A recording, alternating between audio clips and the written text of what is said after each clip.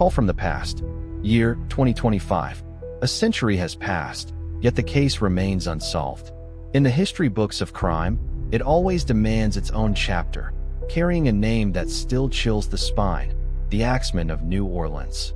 An unknown killer, prowling in the shadows of a city torn apart by war and plague, using the very axes of his victims to turn sleep into a grave. The police were helpless. The press stoked the flames of fear.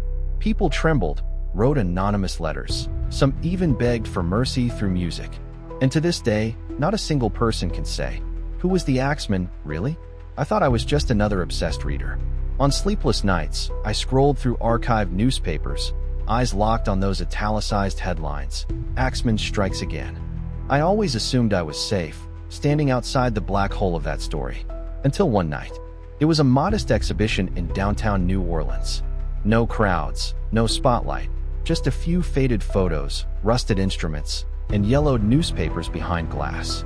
They called it a century of jazz and ghosts. I walked in like a curious stranger. The room wasn't big.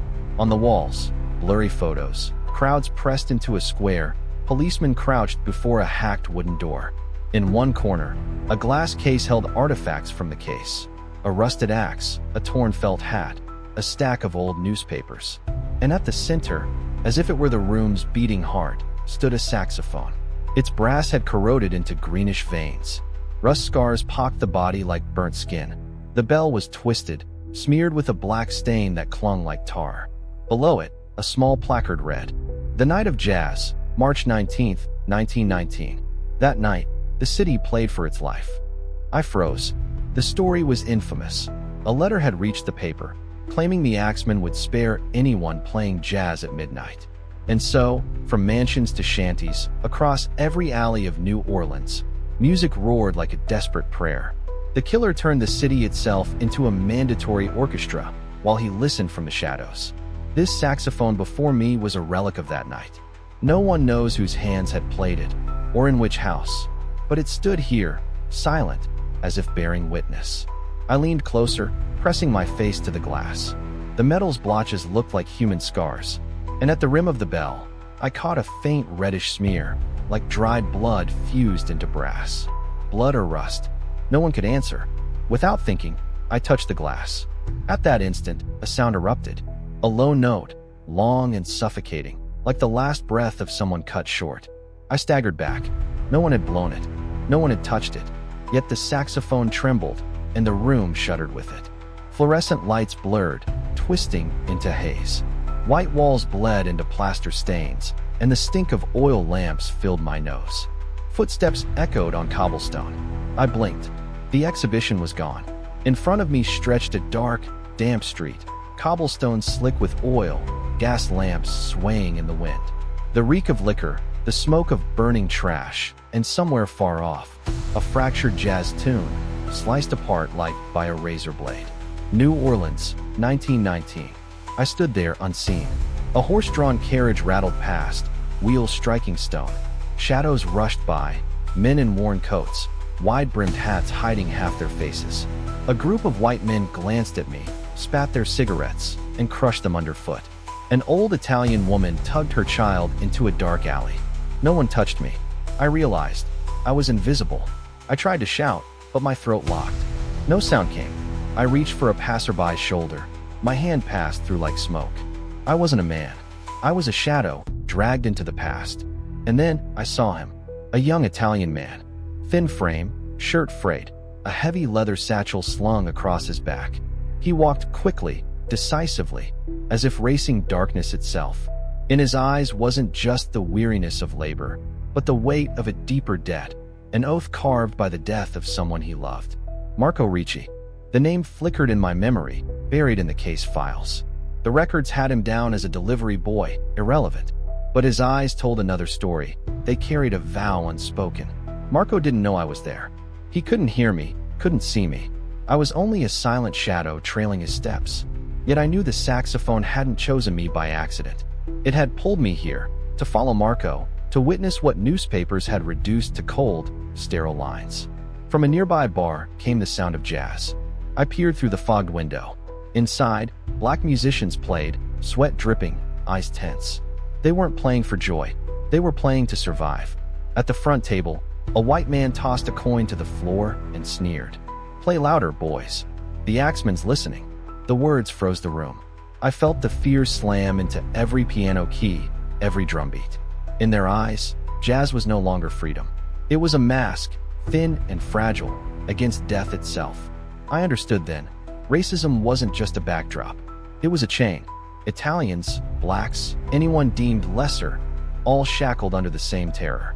Fear and prejudice had fused, birthing the legend of the axeman. Marco stopped at a corner, his gaze fixed on a storefront door.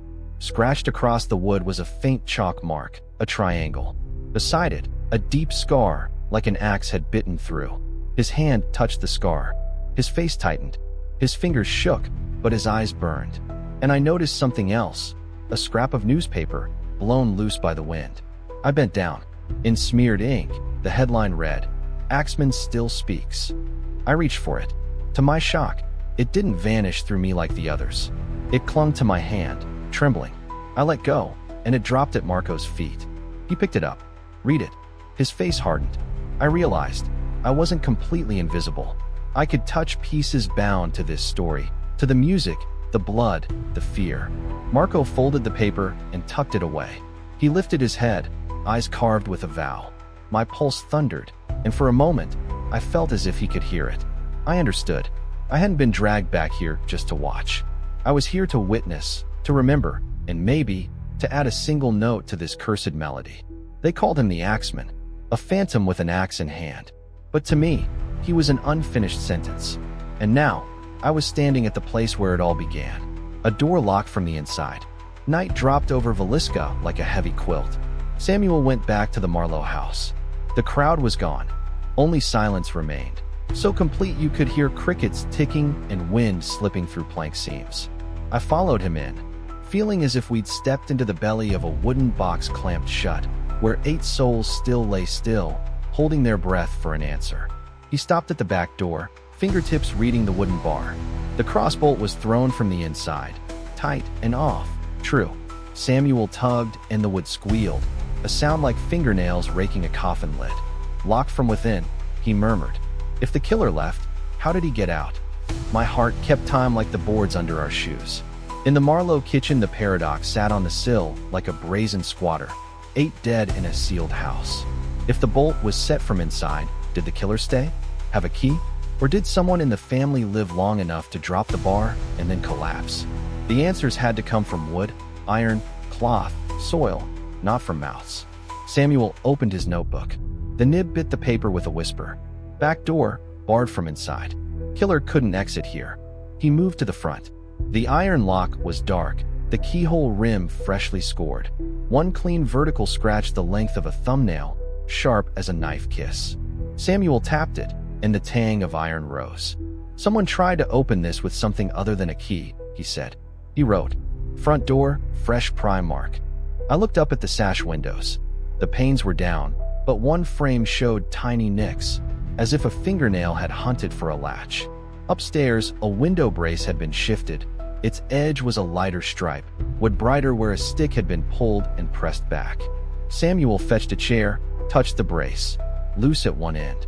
He wrote, "Attic window, removed, reset." A chill ran my spine. That could be the route out. But if so, why leave sign? Why close every door only to leak a trace upstairs?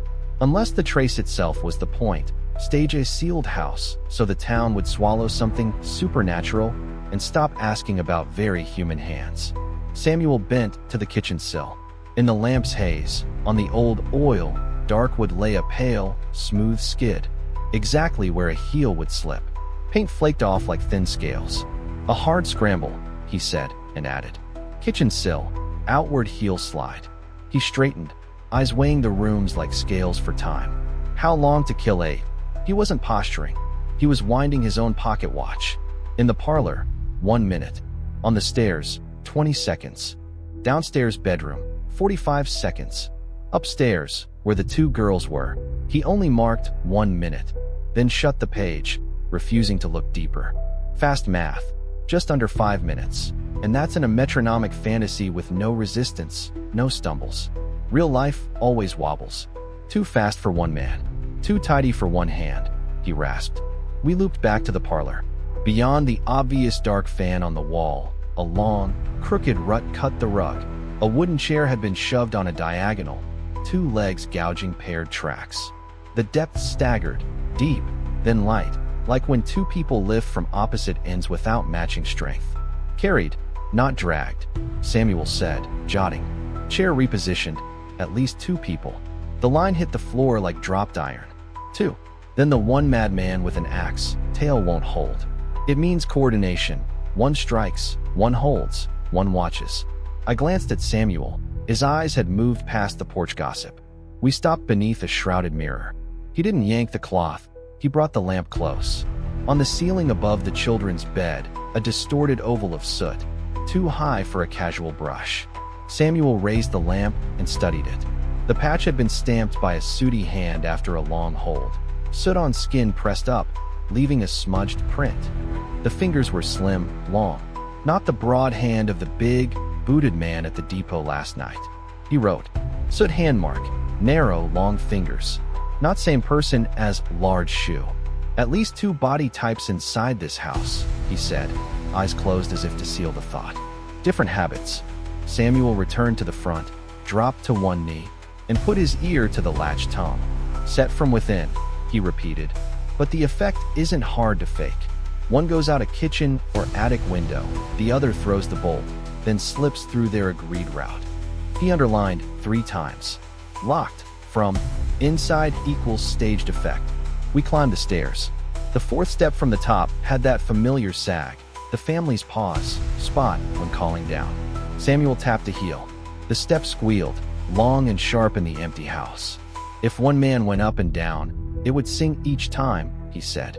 So why didn't the neighbors report it? He pointed at a fine scratch running along the opposite wall at hip height, sign of a hand bracing to shift weight toward the wall and keep the tread quiet. 2 moving in alternation, he wrote. One ascends as the other descends, staggering the squeaks. In a bedroom, he didn't lift the sheet.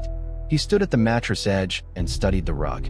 2 knee prints mirrored each other, one deeper, one lighter, oriented opposite. He pressed 2 fingertips into each, feeling different compression. 2 knelt at once, he concluded. One pinning, one striking. On the plank wall, 3 thin parallel scratches at chest height. Not axe channels, a knife flicked sideways. A second weapon, he wrote. Secondary weapon, slender knife. Not alone. Back at the sink, Samuel read the half, wipe. A clean arc sweeping inward, quitting at the rim. If it were one man, he'd finish the job, he said. Here I hear 2 beats. One wipes, one barks hurry. So the wipe stops. The nib scored the page. Aborted wipe, cut rhythm. Someone standing behind. On the kitchen hinge screw clung a tuft of rotten white fiber. Samuel had plucked a twin out by the tracks. He laid the new thread to the old on the page, a match. One thread caught inside, one out by the rails. The same cloth crossed both spaces. Someone squeezed out, he said slowly, carrying an edge shroud, outer coat, and shed strands in both places. In the parlor, Samuel planted his feet where the swing would start. He measured the span from bed frame to blood fan. He read the edge, not the mattress. Offset right, handed, a committed arc, he muttered like reciting notes. He crouched and tapped the fine spatter drifting off the main fan. Steady cadence, no flinch. Nerves numbed or practiced. No moral sermon, just a metronome. Then he slid his shoe half a step into the chair rut, testing the helper's stance. It all locked like a 2-part score, the axe line and the brace/cover line. We returned to the attic window. Samuel pushed, the brace budged. He skimmed a nail along the paint lip, a faint, fresh white smear in the outward direction. Under the sill, wood was scored inward. One mark, 2 directions. One out, one back in to set the bar, he said. This sealed house, accomplished from within by the last man out. He carved a heavy line. Locked from inside, a second hand. He stood very still. His lamp flared and shrank against the mirror shrouds until the room seemed to breathe like lungs after a sprint. He reopened the book and rebuilt the clock. The most plausible route if 2 coordinated. One sweeps upstairs, one down. They meet at the landing, pass a token, likely the lamp, split again. Finally, one exits the window, the other sets the bolt. Total time compresses. Short enough the block doesn't fully wake. Short enough the dogs don't bark for long. Short enough that by morning the crowd will believe the miracle of a locked house. He wrote, slanted but sharp. One strikes, one holds, but one maybe wipes. Locked from inside equals sleight of hand. On the jamb, a thin patch of soot skin shown. A sleeve, cuff, or forearm pressed there before the bolt was thrown. That cheap cologne ghosted around the mark. The same note Samuel had caught on the children's rug and again at the post office. A repeating scent drew an invisible string between kitchen and telegraph desk. He added, cheap cologne, recurring.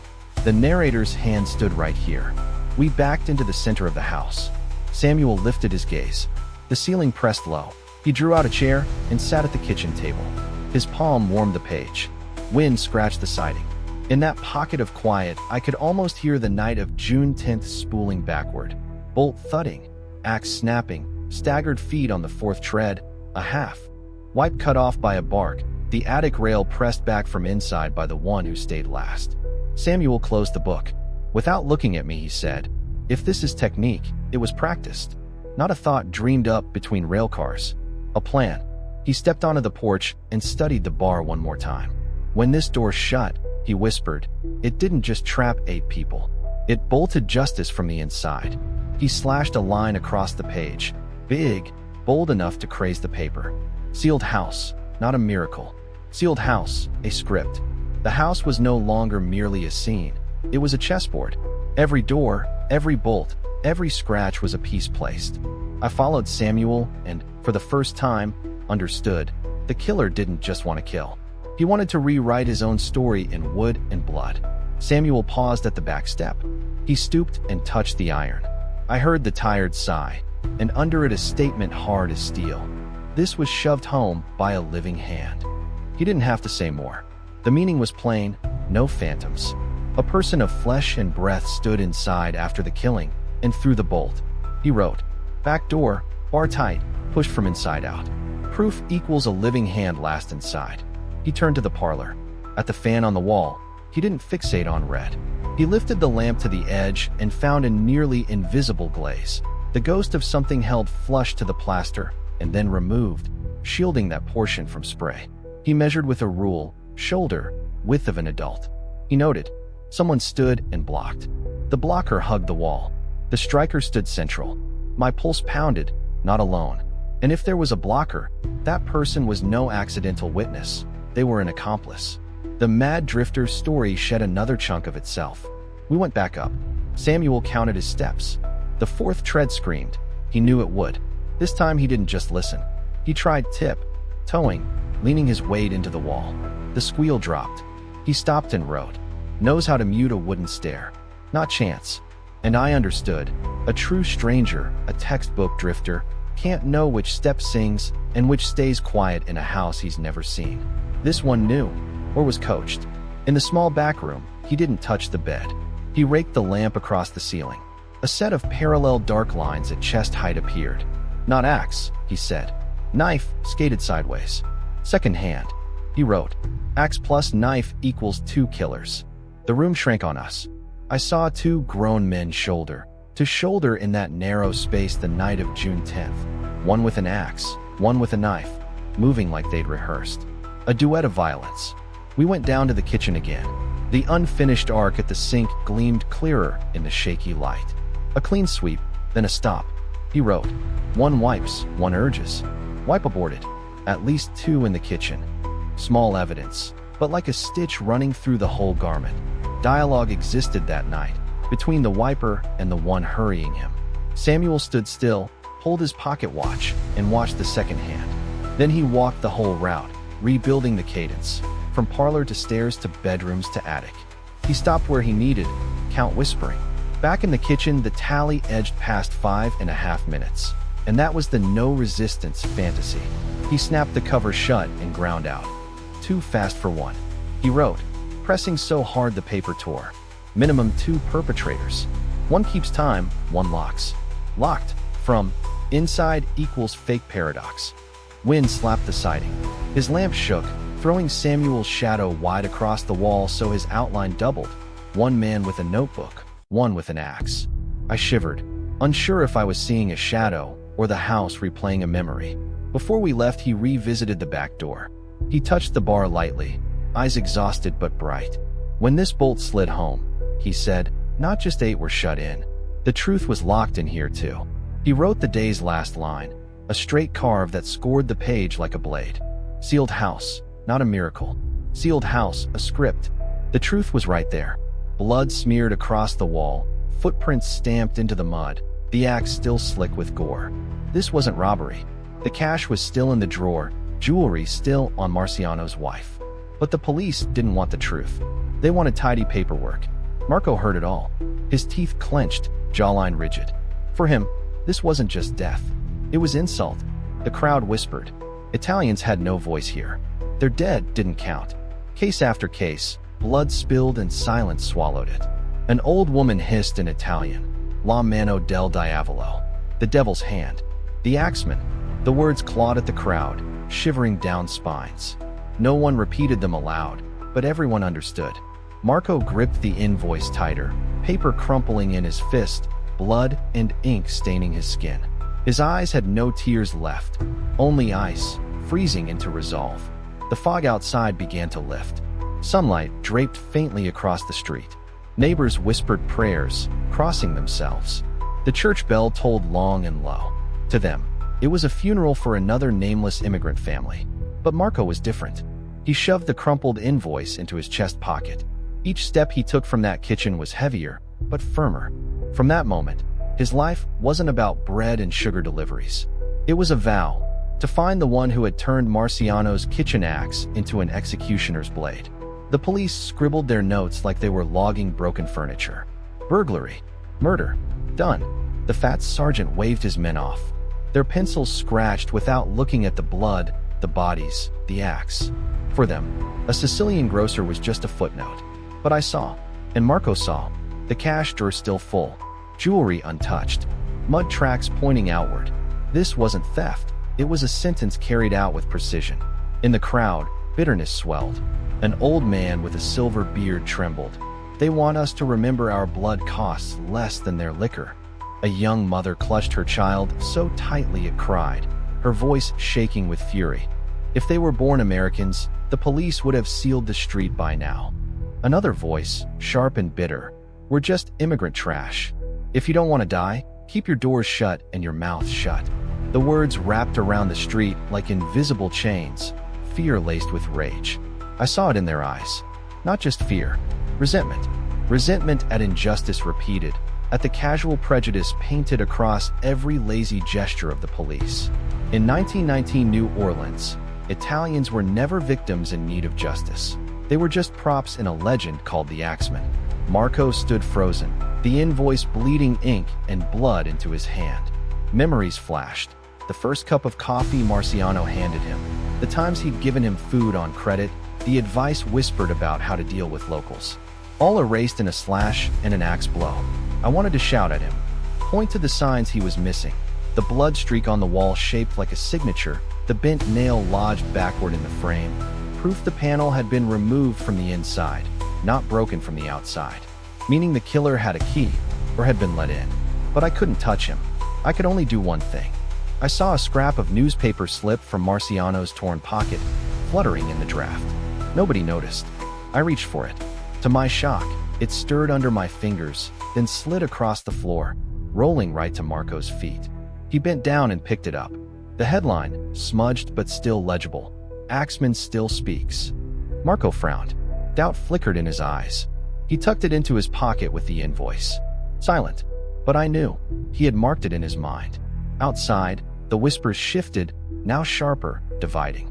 A young white man, not Italian, snorted from the crowd. They probably killed each other over liquor. That's what Sicilians do. Italian mothers growled, pulling their children away. The insult cut like a blade. But no one dared answer. They knew one retort could mean a night in jail, or worse. Marco heard it. His face darkened. Pain curdled into shame, shame into rage. His fists clenched until nails dug blood from his palms. The young officer glanced at him again, hesitating, almost wanting to speak, but the fat sergeant shoved him aside. Don't waste time on these people. Finish up. The younger man bit his lip, closed his notebook, and cast Marco one last look. Part guilt, part pity, before turning away. Marco gave a hollow smile, bitter and sharp. The message was clear. Justice was not for men like him. Not for Italians. Not for the Marcianos. The crowd thinned. Doors slammed shut, bolts clanging like hammers of finality. The streets sank into silence, broken only by the wind through cracks and Marco's footsteps. His eyes were bloodshot, his satchel slung heavy on his shoulder. He shoved the invoice and the clipping against his chest like carving a vow into flesh. Each step heavy, but steady. From that moment, Marco Ricci was no longer just a delivery boy. He had become something else, a witness, an avenger, bound to the ghost of the axeman. And me, the shadow dragged from the future, had no choice but to follow. The church bells tolled again, long and cold, spreading across the fog-damp rooftops. Not a call to prayer, but a death knell for innocence. Marco lifted his head. In his eyes, I saw two things fused into one: the grief of a man who had lost his benefactor, and the fire of a man who had chosen his war. People called him the axeman, but for Marco, and for me, he was an unfinished verdict. The blood on the back door was only the opening note of a death symphony yet to come. The missing receipts. Noon poured sunlight across the red-tiled roofs, scattering dust in the air like flour tossed from a careless hand. The cobblestone streets glimmered with shards of light, but the warmth didn't cut the chill that lingered from morning. New Orleans still wore an invisible band of mourning across its brow. Marco walked the stone curb, his worn satchel bouncing against his side. He was no longer the delivery boy asking, "What do you need today?" Each knock on a door carried only one question: "Who did you pay yesterday?" At Bianchi's shop, the smell of dried fish and olive oil pressed into the narrow room. Bianchi cracked the door just wide enough for his face, eyes darting down the alley. Behind him, his wife clutched their child, scarf pulled high as if even eye contact could betray them. Marco asked evenly, "Who did you pay yesterday?" Bianchi swallowed dry. "Don't know, don't remember," but his eyes said otherwise. On the counter lay a bundle of invoices tied with hemp twine. In the middle, a gap 2 fingers wide, edges frayed, dust clinging to the torn edge. Marco's gaze lingered. I caught the twitch in Bianchi's jaw, the reflex of a liar without a better script. "Who did you pay?" Marco repeated, lower this time. Bianchi slid an empty envelope across the counter, almost casually. Its edge bore a tilted blue stamp, paid. The ink was still damp, the edges faintly smudged. Not the cheap rubber kind. This was quality print ink. The room went silent, like a chapel without worshippers. Outside, the church bell tolled a short, hurried note. Bianchi pushed the envelope forward with a fingertip, as if shoving away a dead insect. "Don't ask," he whispered. "Today it's me. Tomorrow it might still be my store." Marco didn't touch it. He looked at the paid stamp the way a man eyes a blade slipping under his shirt. They weren't just collecting money, they were collecting silence. He gave a slight nod, locked the mark into memory, and left the shop. The air behind him shrank like dry leaves meeting fire. At Russo's shop, the air was thick with dried beans, peppercorn, and sun-baked onions.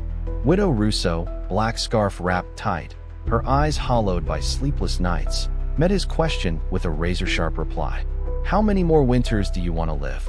Marco lowered his eyes to her ledger, cloth-bound, inked in neat, Spartan lines. Immigrant survival written in strokes of thrift. But when he flipped to the past week, the pages were bare, as if an invisible hand had scraped them clean. Widow Russo snapped the book shut. The sound was dry, sharp, final. She slid a candy box toward the child on a stool, as if that gesture answered Marco. "This is as far as you go." Marco stepped out, the cold air slamming into him like a black door shut in his face. Papini, Cortez, Lupo. Each store carried the same breathless pattern. Torn-out pages, crisp paid envelopes, eyes that never met his. Somewhere in this web, a hand was dipping ink steadily, collecting money, erasing proof, moving like a magician who hated his own tricks. I walked beside him, invisible, noting the scars on back doors. Nails twisted in the same pattern, panels removed at identical weak spots. At several homes, faint triangular scratches lingered by the locks, shallow, lazy, like the signature of a man too confident to bother hiding. No one here called it a signature, but to eyes trained on crime scenes, it was a cipher carved into wood. By afternoon, heat shimmered at the end of the street. Marco ducked into Valentina's tavern, where Jazz slept by day like a predator after feeding. He ordered weak coffee, slid the cup aside. The tavern keeper's eyes were dry as a worn knife blade. He neither welcomed nor dismissed Marco. On the wall hung a crooked poster, Valente and Sons, Distribution. That name, in this city, was a coded announcement. I own the docks. I own the men. I own the road. They rarely wrote their name. If they did, it was because someone needed to see it. Marco rose, pretending to read the poster. At the bottom corner, I spotted a smudge of ink blurred into a triangle, the same mark carved into back doors. Whoever pasted the poster hadn't noticed. Whoever left the mark had meant to. The tavern keeper's voice cut across the smoke. Who are you looking for? Marco didn't turn his head. The one collecting money. The one stamping paid and tearing out pages. The keeper rolled the rim of his glass until his finger glistened wet. His voice came out sharp, like glass on glass. In this city, no one collects money. They collect silence. He set a saxophone on the counter, horizontal, as if to change the subject. Don't stand in the street when the wind changes. The word silence slid across the table like a knife across a throat. Marco turned for the door. But just before he stepped out, his eyes caught a scrap of brown paper pinned beneath the bar. Sunday deliveries. Capini, Russo, Bianchi. Beside each name, 2 slanted slashes in pencil. No notes, no explanations, just marks. I remembered the old codes meant the runner had passed through, payment pending, owed, or settled, depending on context. A sign meant for insiders. As Marco stepped out into fractured sunlight, another figure slipped past him on the way in. Thin, navy coat, wrists damp with sweat. As the man brushed by, his hand swung close enough for me to see the silver ring on his finger, etched with 3 parallel cuts. He didn't look at anyone, just crossed the tavern and vanished behind the curtain like a note swallowed by silence. Marco's instincts snagged him mid-step. He turned, pressed against the fogged glass, peered in. The man in the navy coat spoke with the tavern keeper. His lips moved, his finger tapped on the table, sketching a small triangle. The keeper said nothing. He simply pushed across a thin envelope. The man pocketed it and slipped through the back door like water draining into the docks. Marco lunged down the alley. But New Orleans alleys knew how to swallow men whole. He caught only a glimpse of the navy coat rounding a corner, then nothing, just carriage wheels clattering against cobblestone. The door shut behind him with the precision of a music note cut short. Marco returned to the main street, breath heavy, river fog creeping into his collar. No envelope, no confession, but in his mind he carried fragments. The name Valente, the triangle mark, the silver ring etched with, the pencil slashes in a delivery list. A network sketched itself like underground pipes beneath the city. By dusk, he stopped at old Lupo's shop, a solitary man living on dried beans. The door cracked open, his eyes red and wary. "You're the delivery boy," he rasped, as if confirming memory. "And you know, there are places you don't look." He tried to shut the door, until his gaze snagged on Marco's breast pocket, where Marciano's stained invoice peaked like an accusation. Lupo's breath caught. "They've marked you." He gestured toward the back. At the hinge of the rear door, a fresh triangular scratch gleamed, resin still raw in the wood. "Who are they?" Marco pressed, voice low. Lupo's lips tightened. For a moment he seemed ready to speak. Then he shook his head, closed the door. "The ones who collect silence." The yard behind smelled of damp earth. Mud prints tracked outward, not inward. 2 new nails had been hammered in, not yet sunk deep. Evidence the panel had been removed and replaced. A craftsman's hand. Marco didn't need me to tell him. Someone had tested this door, and they would be back. As he left the alley, a black cat darted across, its tail rattling tin. Overhead, the moon hung like a coin ground half away. Shaved by whose hand? To settle what debt? Marco returned to his room by nightfall. The space stank of oil and mildew. He laid out papers, lit a flickering lamp. Pencil worn down, but his lines were steady. Bianchi, missing pages. Russo, missing pages. Papini, paid. Valentina's tavern, Valente and Sons poster. Navy coat, ring. Triangles, carved into doors. He connected the dots, ink weaving a spiderweb. At the center, in thick strokes, Axeman.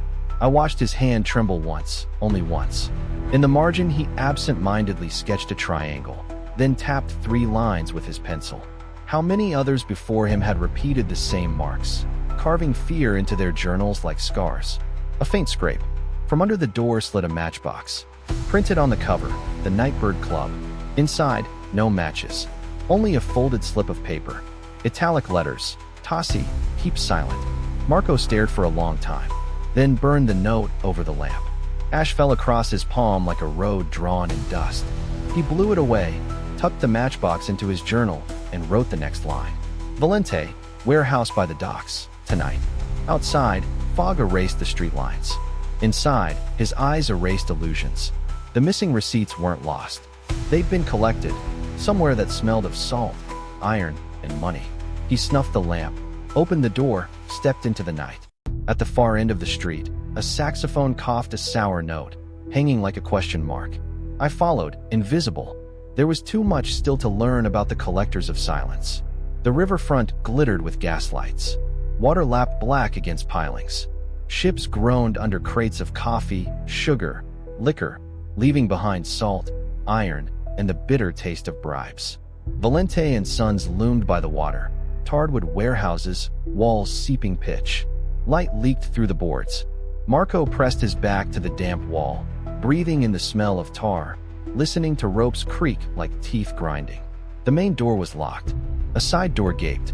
Wind carried out the mingled smells of sugar, pepper, coffee, and something sharper. Cigar smoke welded to sweat. The smell of living ledgers. Voices spilled in Italian. Russo paid. Bianchi too. Only the old man Lupo resists. Another voice, low, grinding like a knife on stone. He'll pay. Or his back door will open like Marciano's. Laughter. The rustle of paper. In Marco's reflection on the wall, I saw it. A long table stacked with envelopes, each stamped paid in blue ink. These were the missing receipts. Not missing, relocated. The navy coat was there. He turned his silver ring under the light, each glint flashing like a claw. His fingers tapped envelopes, 3 sparks of silver with each motion. No axe in sight, but in New Orleans, counting money was just another kind of killing stroke. Marco tensed, ready to burst in, but one wrong step and his throat would open like torn paper. I willed him to wait, to remember. He did. He locked the images into his mind. Valente, the ring, the triangle, the marks. Music drifted from the Nightbird nearby. Not an invitation, just men playing to keep from drowning in fear. Then a voice from inside the warehouse. Ricci's been sniffing. Watch him. Marco's heart skipped. He pressed flat against the boards. A door banged open. A heavy man stepped out, eyes sweeping, cigar ember cutting his face in half. The look of a predator used to hunting. He spat, snapped the lock, headed for the docks. Marco held still as a mast. He slipped away through a wet alley, hard hammering. Every shadow was a sprung trap, every lamp an eye. But his mind struck a rhythm. Lupo must warn. Valente must expose. Axeman, if he's their music, silence it. At the corner, police laughed. Cigarettes glowed like coals. Old man Marciano? Huh. Tied up with those Italians. He got what he deserved. Backslaps. Cheap comedy staged on real blood. The laughter snapped something in Marco. His lips bled where his teeth clenched. His anger dropped into him like lead. He hurried back to his room, spread out his map. The lines were now a net. Marciano dead. Lupo marked. Bianchi, Russo, Pepini, paid. Valente, dock warehouse. Navy coat, ring. Triangles, doors. At the margin he added another square. Nightbird Club. He taped the matchbox cover to the edge. The word Tassi burned into memory like a scar. I wanted to do more than watch. On his shelf hung a broken saxophone tube, decoration left by some past tenant. I touched it lightly. The metal hummed a wrong note, like a knife scraping. Marco's eyes darted. He crouched at a floorboard seam, pried it up. A curled slip of paper lay wedged beneath. He unrolled it. Tonight's route, Valente Nightbird, after 10. Russo, Pepini, Bianchi. Each name marked with. His hand tightened. This was no suspicion. This was schedule. Marco strapped on his satchel, jaw set. The river wind outside was changing. He opened the door. In the distance, The Nightbird's drums pounded, boom, boom, boom, like fists on a chest. I followed. That night, the Nightbird Club's sign glowed yellow, eyelids half shut. Inside, Italians and blacks mingled, an uneasy mixing under laws that forbade it. Here, music was shield, dinner, blood disguised as sound. Marco lingered by the back door. Through the crack he saw Elijah, the saxophonist, polishing the bent mouth of his horn. Behind the bar, the owner fingered an envelope, glancing at the door. No navy coat, but one man's forearm gleamed with fresh ink stains, blue as the paid stamp. From the shadows, rough Italian voices barked. Time. Count. Leave the mark. Fingernails tapped wood, CCC, then scratched a triangle. Rituals of night predators. Sweat beaded Marco's hand. He didn't step in. Not yet. He counted. Watching. Marking. The rhythm of the hunt. Observe record retreat. Soon, the rhythm would change. A slip of paper slid into his hand, unseen. Italic letters. Lupo, tonight. No signature. But the ink dot on the I bled, sloppy, the mark of a typesetter in haste. The same hand that bled ink for fear-mongering headlines. Marco's eyes burned. Tonight, they would collect silence from Lupo or open his back door like Marciano's. Near midnight, wind slid into Lupo's alley. A lantern flickered like a tired heart. Marco crouched opposite the rear door, bricks damp, drips ticking like a clock. Two shadows approached. Whispered Italian. They crouched at the panel, one slipping in a wedge, the other holding fresh nails. Their hands worked smooth, professional. Remove, push, slide, hammer. Exactly as at Marciano's. One even traced a triangle into the wood, a signature. Marco's fists bled as he clenched. Two choices: shout and die alone in a puddle, or stay silent, follow, and expose them all. He chose to count. 1, 2, 3. He memorized their height, their gait, the angle of their boots. The panel creaked. Inside, Lupo's frail voice. Who's there? Outside, the whisper, Valente and Sons. We collect silence. I gathered what little strength I had, touched the broken saxophone hanging by the eaves. It rang a wrong note. The men froze. Inside, Lupo twisted the latch. Marco lunged, yanking the panel. Nails spilled across the ground. The thugs cursed, hammered once, twice, then fled into the dark. Silence slammed down. Inside, Lupo rasped. You chose to stand in the street when the wind changed. He opened a drawer, not money, but a torn receipt. Stamped paid in blue ink. Below, a pencil mark, a number 2. I can't read much, he whispered. But the man who gave this to me swore. The second A is chipped. Same press as the newspapers. He shoved it into Marco's hand. Take it. If I die, someone must know where they print fear. The wind outside shifted. The room shrank in silence. Somewhere across the river, a saxophone answered with a question that had no name. Marco folded the receipt, slid it into his pocket. Leave tonight, he told Lupo. The old man shook his head, eyes trembling. He knew. The wind had already changed. I looked at Marco, a man learning to read the sheet music of a city-wide orchestra of fear. He was no longer a delivery boy. He was becoming something else, a man deciphering the score of those who collected silence. And somewhere in the damp dark of New Orleans, the axeman smiled. Not in joy, but in recognition, because the melody was no longer his alone. The triangle on the wall. Night lay thick over the Italian quarter, a velvet curtain pulled tight. Marco sat in his rented room, staring at the map he'd sketched that afternoon. In the center, Lupo circled in pencil, ringed with question marks. The triangle carved into the old man's back door stayed bright in his memory. A death appointment, quiet but certain. Jazz from the nightboard drifted in fits and starts, rushing, stalling, like the heartbeat of someone on the edge of panic. Marco rose, folded the map, and slid it into his breast pocket. He knew this much: stay silent tonight, and there'd be another body in the morning. This time, Lupo's would take Marciano's place. He slung the worn leather satchel and stepped into the street. River fog climbed his legs, tugging like hands trying to drag him back. But his stride was heavy and sure, arrowed toward Lupo's sagging house at the end of the block. That corner of the quarter was darker than the rest. Doors latched, curtains drawn. Italians knew the drill. When a house was marked, the whole street pretended blindness. Only one window still held a flicker of oil light, Lupo's. Marco paused in the alley. Through the glass, he saw the old man hunched at a wooden table, a bottle in his fist, staring at nothing. His face was an old map, every wrinkle a border drawn by fear. Marco knocked. Lupo jerked, peered out. Seeing Marco, he shook his head once, a quick go away. Marco didn't. He knocked again, harder. At last, Lupo sighed and slid the bolt. "You want to die, Ricci?" he rasped in Italian. "When they mark a place, the fate is set. No one sets fate unless we let them," Marco said, stepping in and shutting the door. He set the satchel on the table and laid out Marciano's crumpled invoice. The old man stared at the paper, his eyes trembling. For a moment, they almost filled. "Marciano was my friend," he whispered. "He paid. He signed. He handed it over. Still he died.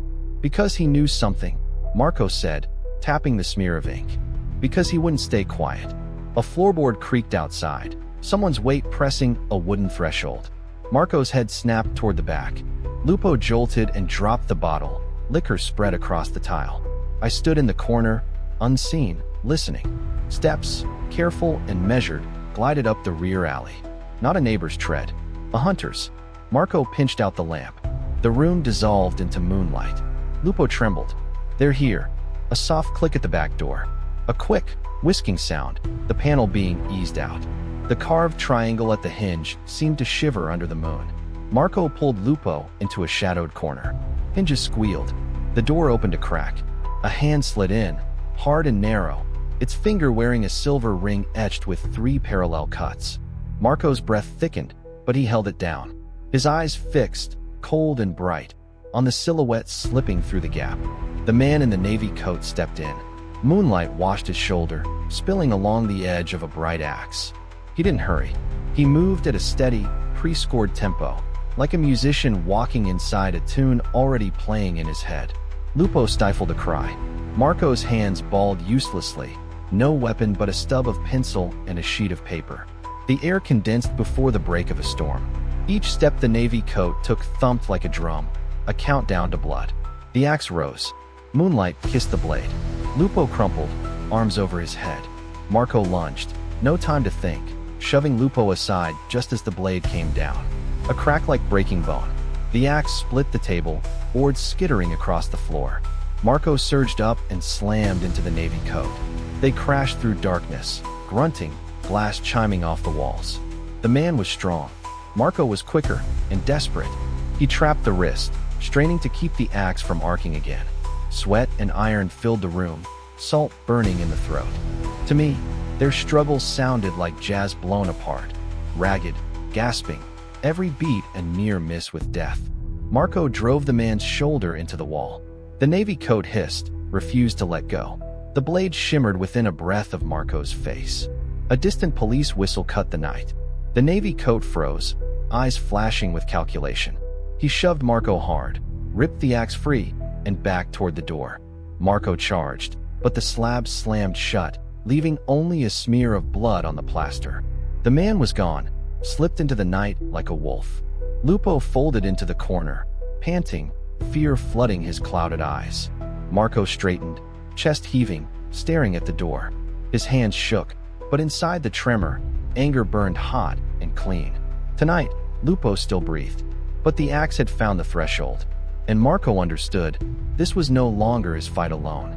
The house reeked of split wood and cold sweat. The table lay splayed like an animal on a surgeon's slab, splinters glittering across the tile. Lupo slid down the wall, hands over his head, an old habit from a different war across the ocean. Marco knelt, pressed warm fingers to Lupo's wrist, a pulse. The old man lived. I watched them. 2 men, one who survived by silence, one who had chosen the opposite path. The police whistle wailed somewhere far off, blurring into the river wind. In this city, that sound meant someone is dead more often than someone was saved. Here, a siren kept time, the way a church bell does. Marco hauled Lupo to the single chair that still stood, then crouched among the wreckage, not for wood, but for signs. Under the fresh gash in the tabletop, he found an older cut. The same blade had bitten here before. Not the first time. This axe, or this hand, had practiced. At the edge, a smudge black as coal, neither blood nor sap. I knew the odor, cigar ash. Lupo watched Marco sift. Don't meddle with fate, he rasped. They aren't men. They're night wind. Wind leaves sand, Marco murmured. He plucked a scrap of dark cloth snagged on a nail where the navy coat had recoiled. Indigo twill, thick weave. The torn edge showed cheap machine stitching, but the thread gleamed silver, a careless fix by a man used to patching fast. In the moonlight, a dust-fine fleck on the cloth winked, metal grit. A freshly honed axe? The room held its breath while Marco strung clues together with his eyes. The front latch clicked. Lantern light swung. 2 policemen stepped in, the young one from before and a thick-bellied sergeant with slick leather straps. Cigarette smoke and cut-rate cologne arrived first. The sergeant scanned the wreckage and smirked. Lively, the young cop took in the split table, Lupo, Marco. Something flashed across his face. Surprise, maybe concern. Anybody hurt? He asked, voice real. No, Marco said, palming the indigo cloth.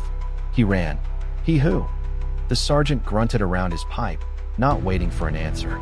All I see is a drunk who broke his furniture. He toed the axe on the floor. The ting it gave off was thin and cold, like metal across teeth.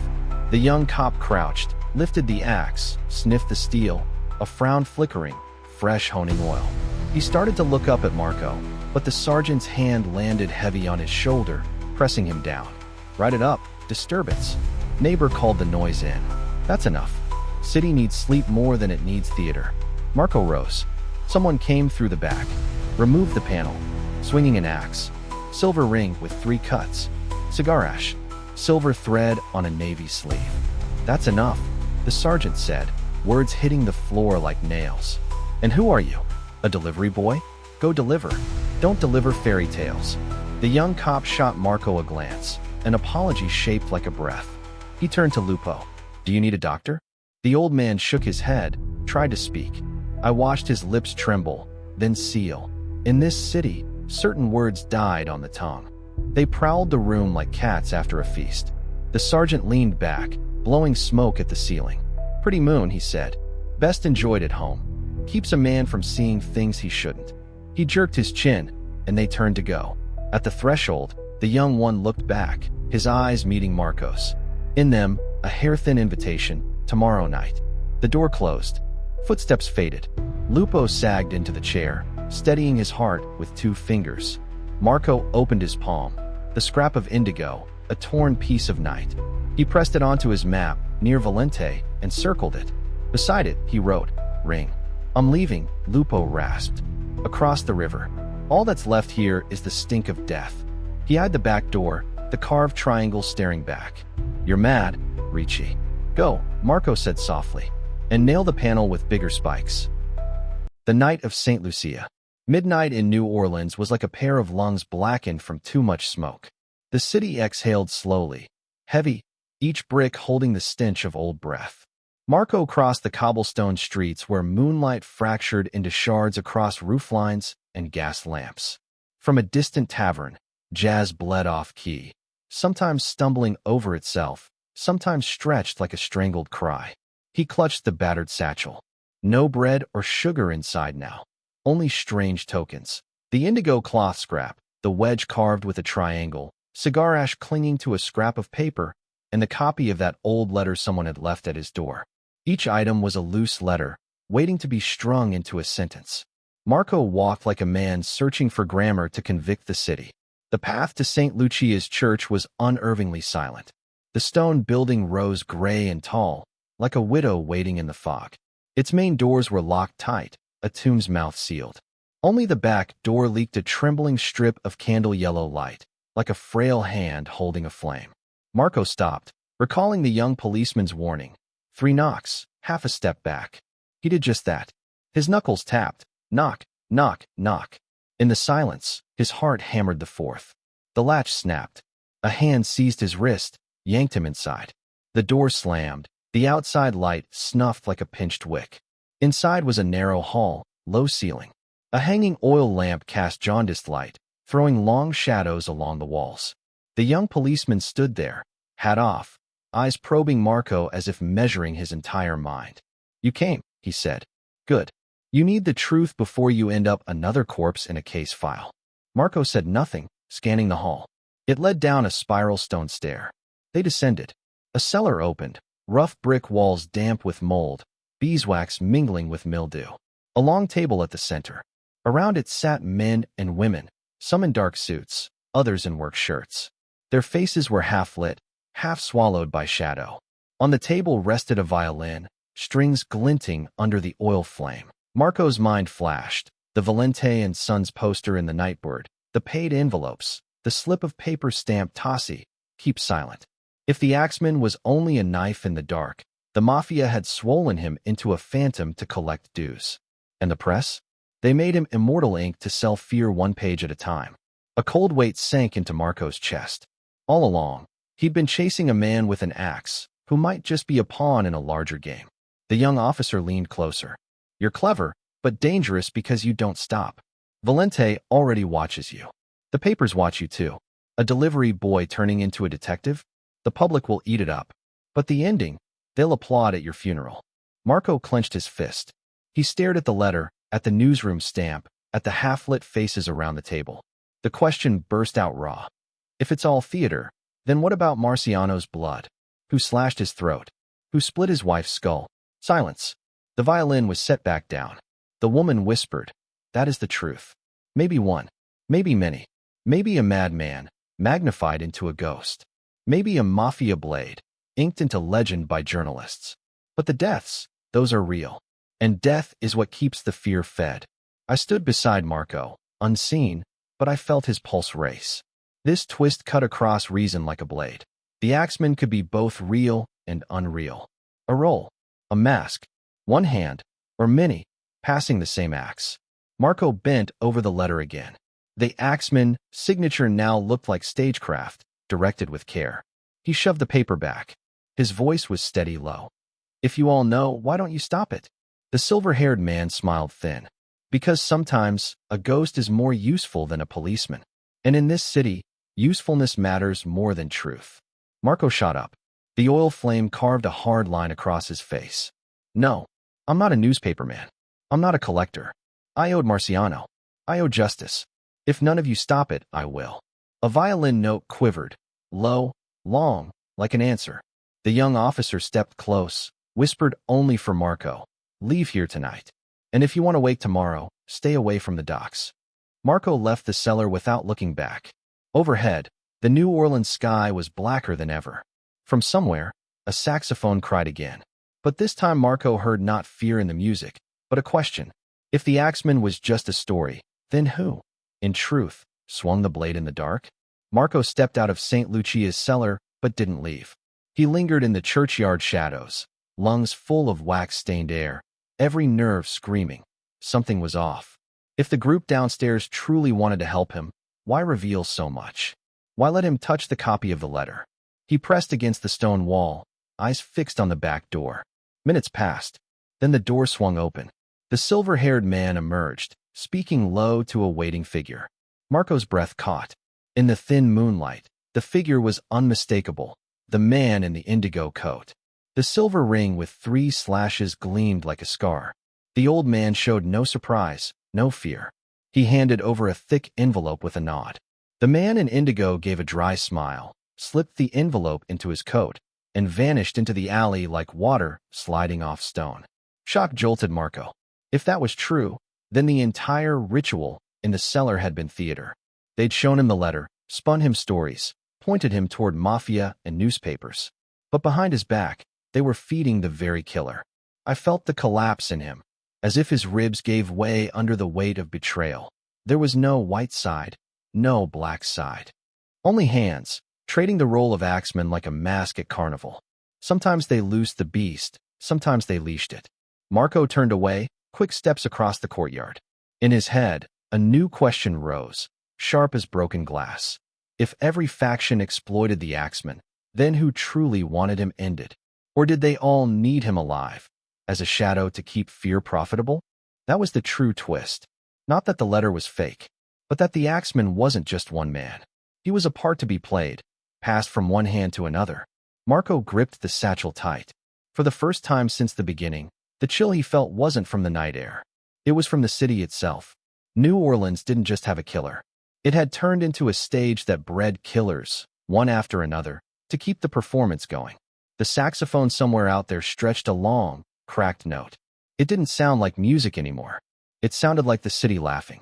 Silent Wharf. Night fell over New Orleans like a soaked overcoat, heavy and suffocating. Marco strode quickly away from the courtyard of St. Lucia's church, breath ragged, his mind replaying the image over and over. The man in indigo taking the envelope from the silver-haired elder.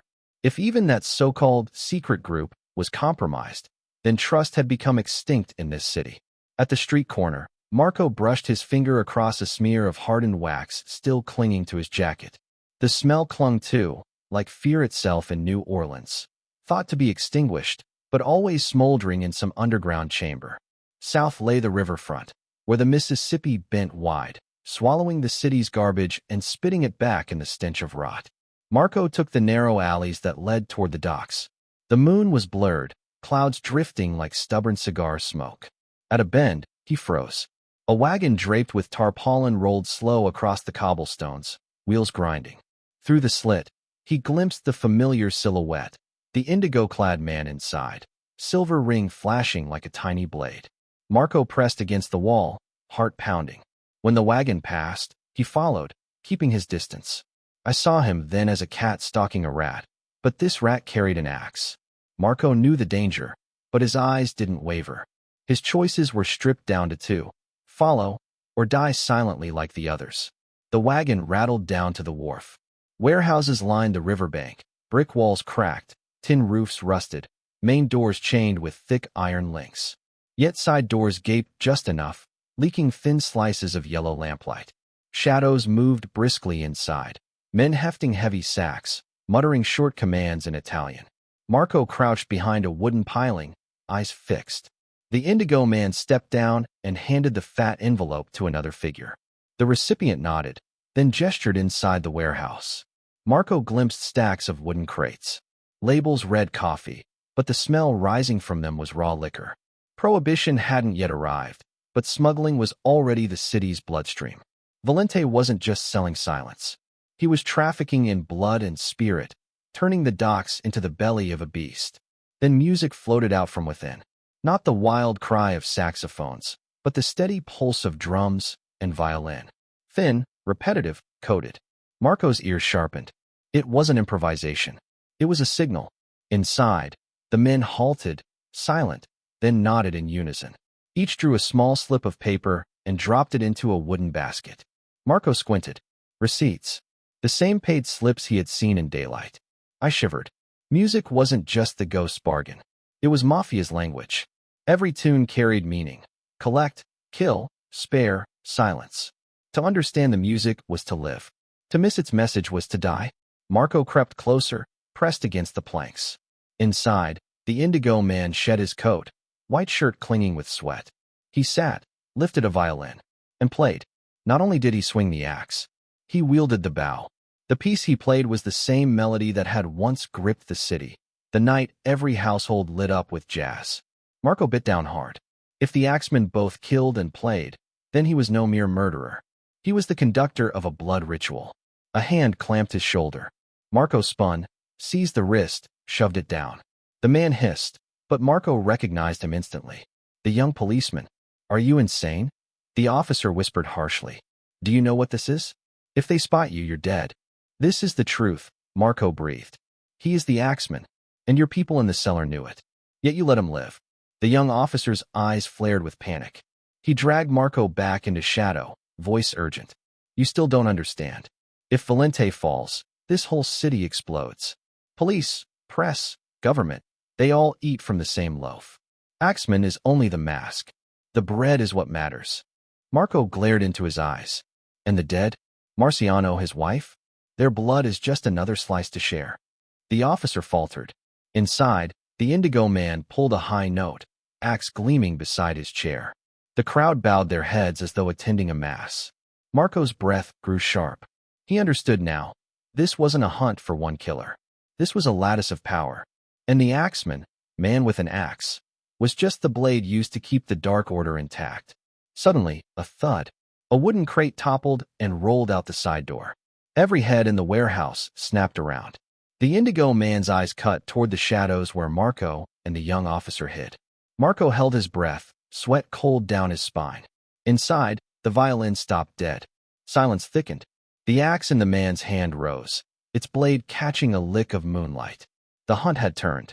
He advanced toward the side door, steps steady and deliberate, predators savoring the scent. His crew fanned out, gripping clubs and knives. Marco inhaled sharply, then tugged the officer with him along the outer hall, creeping backward.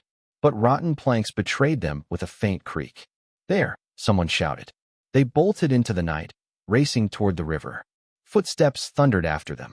Lantern light flared, steel slicing the air. Marco barreled into a dead-end alley. A brick wall loomed slick with moss. He ground his teeth, braced a hand on the cracks, ready to climb. The young officer shoved him upward, straining. Marco hauled the man after him, both crashing down the far side. Behind, the Indigo Man's voice rang cold. "You won't keep silent? Then I'll play you your last song." Marco staggered up, lungs burning. He realized where they'd landed.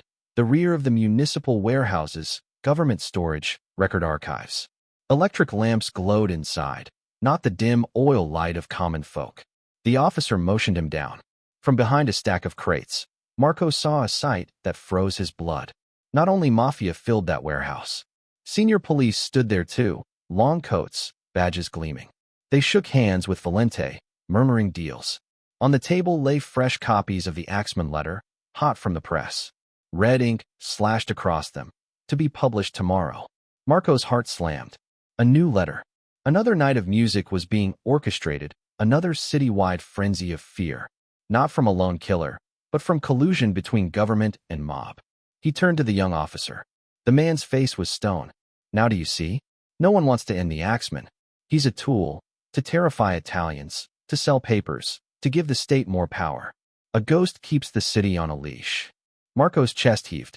He saw Marciano's blood, his wife's broken body. Real deaths, sacrificed to feed a manufactured myth. Inside, Valente raised a glass of liquor, voice carrying. "Tomorrow night, every house will play music again, and we will all be richer for it." Laughter answered him, chains tightening around the city's throat. Marco clenched his fists. In his satchel, the indigo cloth scrap and the iron wedge clinked together like teeth. He met the young officer's eyes. There, beneath fear, glimmered a shred of hope. "Run while you can. Or if you stay, you'll face the whole orchestra." Marco lifted his chin, fire blazing in his gaze. His voice was low but unyielding. "Then I'll play my own song." From somewhere down the river, a saxophone moaned, long and ghostly, like the city's own haunted call. And Marco understood. The game had changed tempo. He was no longer hunting a single murderer. He was defying an entire system built on fear. From here on, his war wasn't only to pay back Marciano's blood. It was to strip the mask off the whole city. The Nameless Song. That night, Marco didn't sleep. He sat in his narrow room, the oil lamp flickering like a flag about to catch fire. Spread across the table were fragments of evidence. The indigo cloth, the iron wedge, the cigar ash, and now copies of the Axeman's letters. Each one felt like a broken note. And slowly, he began to see. If he, or they, were using music to issue commands, then to defeat him, one had to read and rewrite that score. Marco closed his eyes, recalling the warehouse. The violin's looping rhythm. Everyone nodding in unison. Receipts dropped into the basket. Music wasn't improvisation, it was a signal. He remembered Nightbird Club, a sudden stomp, and Valente gave an order. Lupo had whispered once. Even the wind leaves sand. The sand, Marco realized, was music, the trace of every command. He grabbed a pencil and scrawled lines across the page. Dashes for drum beats, dots for violin strikes. He wasn't a musician, but his mind cut sharp as a blade. Repetition became pattern. Pattern became language. Beside the marks he scribbled. Collection, rhythm, 2-2-3. Execution, 1 long, 2 short. Pardon, even 4 beats. From my corner of the dark, I watched Marco shift. For the first time, he wasn't just a hunter. He was a writer of rules. No longer chasing their song. He was composing his own. But a score meant nothing without players. Marco knew he couldn't pick up a saxophone or violin in the middle of the street without drawing suspicion. He needed allies, not Italians. Their lives were bound to Valente's network, not police, certainly not journalists. Marco thought of the thin black saxophonist at Nightbird, the one with long fingers, sunken eyes, who had once told him, "In this city, whispers and screams are the same song." So he went to Trumme, where black musicians gathered. They played jazz out of blood and breath, not for safety, but for survival, for existence, in a city that considered them less than shadows. In a worn-out saloon, Marco found him, Elijah. The man sat with his saxophone, blowing fragments of melody into the empty night. Marco sat, voice low but urgent. "I need a song. One Valente won't understand. A song that makes them afraid, that throws them off balance." Elijah raised an eyebrow. "You're Italian. Italians play music to keep silent. We play music to speak. What is it you want to say?" Marco laid out the scribbled sheet of marks. Elijah glanced at it, lips curling in a bitter smile. "You want to use their language against them? Dangerous, but interesting." Another man, curly-haired, skin dark, hands calloused from drums, leaned in. "If you try that, they'll trace it. They'll find whoever dared to play, and they'll split your skull right there in the street." Marco's reply was quiet, but unyielding. "They already marked me. If I don't play, I die silent. If I do, I still have a chance." Elijah placed his saxophone gently on the table. "Then this won't be like any song they've heard. It'll carry two meanings. They'll think it's pardon, but in truth, it's death. Or the other way around. Only we will know." Marco nodded, a new fire sparking in his eyes. For the first time, he wasn't just resisting. He was preparing to fight them on their own stage, with their own weapon. Over several nights, Marco and the musicians huddled in the old saloon. No paper. Paper could be seized. Only memory. Rhythm stored in blood. Elijah blew the sax. The drummer tapped the table. Marco counted every pulse. Each note painted an image. A back door closing, an envelope laid down, an axe descending. A new piece was born. No title, no sheet. A ciphered hymn of revolt. If it spread across the streets, the mafia would misread it. And in that confusion, Marco could strike at their weakest seam. I watched Marco's eyes, red from sleeplessness yet glowing. He was no longer just paying a debt to Marciano. He was becoming conductor of a resistance, fragile, maybe foolish, but dangerous enough to set fire to the orchestra of shadows. The debut night came. Nightbird Club brimmed with smoke and liquor. Valente took the front table.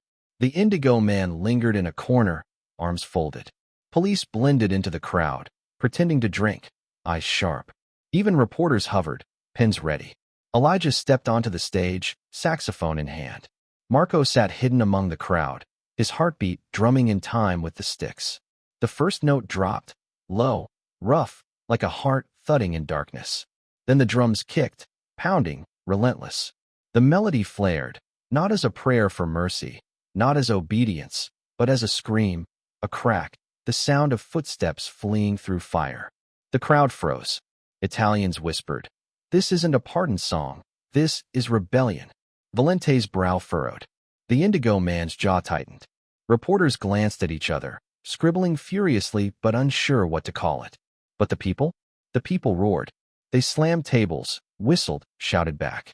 For the first time, a song wasn't a command from the mafia. It was the city's own pulse, breaking free of the chokehold.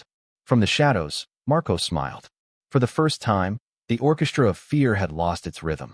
Later, Marco slipped out the back door into River Wind. He thought he had won a measure, if not the whole song. But inside, he knew this was only the opening movement. When he returned to his room, the oil lamp sputtered. His breath caught. On the wall, scrawled in chalk, were not one but 3 triangles, nested inside each other. Beneath them, a jagged line of words. "We can play too." The room chilled. The marks glared down like 3 eyes carved into stone. I saw Marco's shoulders tremble, not from fear, but from rage. He had dared to rewrite the rhythm, and they had answered instantly, speaking back in his own stolen tongue. The game had changed. No longer whose song was louder. Now it was 2 conductors, 2 orchestras, each fighting to seize the beat of an entire city's fear. Marco didn't run. He stormed back to Elijah's. Slammed the table. "They know." They struck back with signs. If we only defend, we lose. Elijah exhaled smoke, voice low. What do you want? Another piece? They'll reply. Back and forth until this city burns itself insane. Marco's eyes blazed. They live on fear. We must turn fear into a knife against their own hand. If the people understand that the music isn't a threat but a charge, the ghost will vanish. The drummer muttered, tapping the table with his fingers. A song of uprising? Elijah stared. Do you know what you're saying? A piece like that, if played across the streets, is a slap in the face to mafia, police, government alike. They won't just kill you. They'll crush us all. Marco's voice was firm. If we don't, we die slowly in the dark. I'd rather die inside my own music than in silence under theirs. The next night, in an attic above Trome, Marco, Elijah, and the others rehearsed. No paper, no sheets, only memory. Drum beats urgent as chaste footsteps, yet beneath them, a whispered refrain. Don't be silent. Don't be afraid. I watched Marco, lit by the glow of his own fury. He nodded at each man. The piece was finished, not on parchment, but in lungs and blood. Elijah played a test phrase, then gave a weary smile. If this is the last we ever play, then it's worth it. Night again. Nightbird Club heaving with bodies. Valente in the front. The Indigo Man in his corner. Police circling. Reporters poised. Elijah raised the sax. Marco sat cloaked at the back. The note came, harsh, raw, cutting. Drums thundered. The melody erupted like fire through rafters. Not a prayer. Not submission. A revolt. Shock rippled. Murmurs spread. The crowd broke into shouting, pounding, cheering. For the first time, music no longer belonged to the mafia. It belonged to the people. Marco grinned. The shadow orchestra had lost its grip. But when the night was over, he found a new envelope waiting on his desk. Plain. No seal. No blood. Inside, one sheet. One line. If you are the new conductor, then play on March 21st. If not, I will. No signature. None needed. Marco's hand trembled. It was no longer a hidden war. It was a duel. A showdown where only one rhythm would command New Orleans. And in his eyes, I saw not fear, but a wild, consuming vow. If he wants music, I'll give him music. But this one will be the finale, his or mine. March 21st, the finale. The afternoon before March 21st felt like a boxer who'd gone too many rounds. Sunlight shattered into gold chips on the river. Wind combed the smoke-gray roofs, carrying fumes of liquor, ship oil, and fresh ink. Kids kicked a tin can down the street. Every clang landed off-beat, like a drum hit with the wrong hand. Marco sat at a warped wooden table and laid out his deck. The triangle-scratched wedge, the indigo scrap dusted with fine metal, cigar ash, a thin nightbird matchbook, and the unsigned threat. On the wall, the 3 chalk triangles had been scrubbed off, but white dust still clung beneath his nails, a curse you couldn't wash clean. Elijah sat opposite, cradling his sax like a fevered child. His eyes were deep as a well, reflecting the tremble of the lamp. You sure? He asked slowly. In this town, they never miss a chance to turn a horn player into target practice. And targets, he gave a dry laugh. Targets come in all colors, but some colors crack first. Marco nodded, voice even. They want to set the tempo. I'll change the key. I stood behind him, invisible as a dead bulb, my gaze sweeping the room. 2 men, 1 lamp, a window staring into a damp alley. On Marco's paper, lines tangled like capillaries, 3 points curving around the docks. Nightboard, Valente's warehouse, the local newspaper press. Next to each point he'd scribbled clipped phrases, private bar lines. Blow, run hush, ignite hold, break. Run it again, Elijah said. Marco sliced beats in the air. Tonight they'll pipe out a fake mercy pattern, the one that says play and live. At Nightbird, we lay our revolt under it, driving, jagged, hiding a trap, 2 short notes back to back. Anyone who hears it leaves the club after exactly 12 counts and takes the west alley. Your drummer waits, knocks 4 times on a barrel lid. Our mark to pull people towards St. Lucia. From the street, it looks like panic, but it's a vein. We're draining blood from their turf. Elijah squinted. Where's the snare? The press, Marco said, tapping the map. If I'm right, a new letter drops tonight. I need the one thing only this print shop has. The chipta, type A number 2 with a nick, and the editor's prefab brief. I get it. I race back to Nightboard and push the tempo until they can't tell the difference between orders and a crowd's roar. You're hitting the press alone? No. I planted a lead inside the revolt piece. Only a first-chair ear will catch it. It points underground, to St. Lucia. I need the young cop. Elijah's laugh was a rasp. A policeman? You want the guard dog to open the pen? The dog feels shame, Marco said. For one night, that's enough. Their eyes held for a long bar. Elijah drew a breath and lifted the horn to his lips. Careful, he said. Night eats whoever stands in the wrong light. The stone steps to St. Lucia's cellar sweated with damp. No half-lit circle tonight. Only the smell of wax and drip-drip water on stone. The young officer arrived hatless, eyes bruised by lack of sleep. I've got this, he said, placing a thin metal slug into Marco's palm. Type cast in lead, a finger length, one end faintly engraved. This shop's A number 2 is chipped. Every capital, A at line start prints with a little tooth mark. If Axman speaks rolls tonight, we'll know it's from here. And this, he handed over an ink-blotted card, a reversed layout brief with a pre-built Axman header and byline slot. Don't smear it. This ink shouts louder than testimony. In return, Marco asked. In return, you disappear from the docks for a while. Here, the first to tell the truth dies for saying it. The second dies for hearing it. Marco tucked the slug away. I'm not talking tonight, he said. I'm playing. The officer's hand settled on Marco's shoulder like a hinge set. Remember, never trust a door without a hinge. Dusk draped Nightboard like velvet. Honey light pooled on tabletops. The room packed tight. Italians, deckhands, cap-wearing reporters, two hard hats tucked into corners. No sign of Valente. The Indigo Man sank somewhere in the dark. Elijah stepped out without a bow. The drummer sat back, elbows ready to fall like rain. The first note ripped the air, no wooing, no warning. The room jerked, then got dragged like a collar hauled tight. Offbeat drops, drums stampeding, melodies splintering then stitching, an invisible hand leading the crowd without their knowing. Marco counted. 12 bars to the first trap.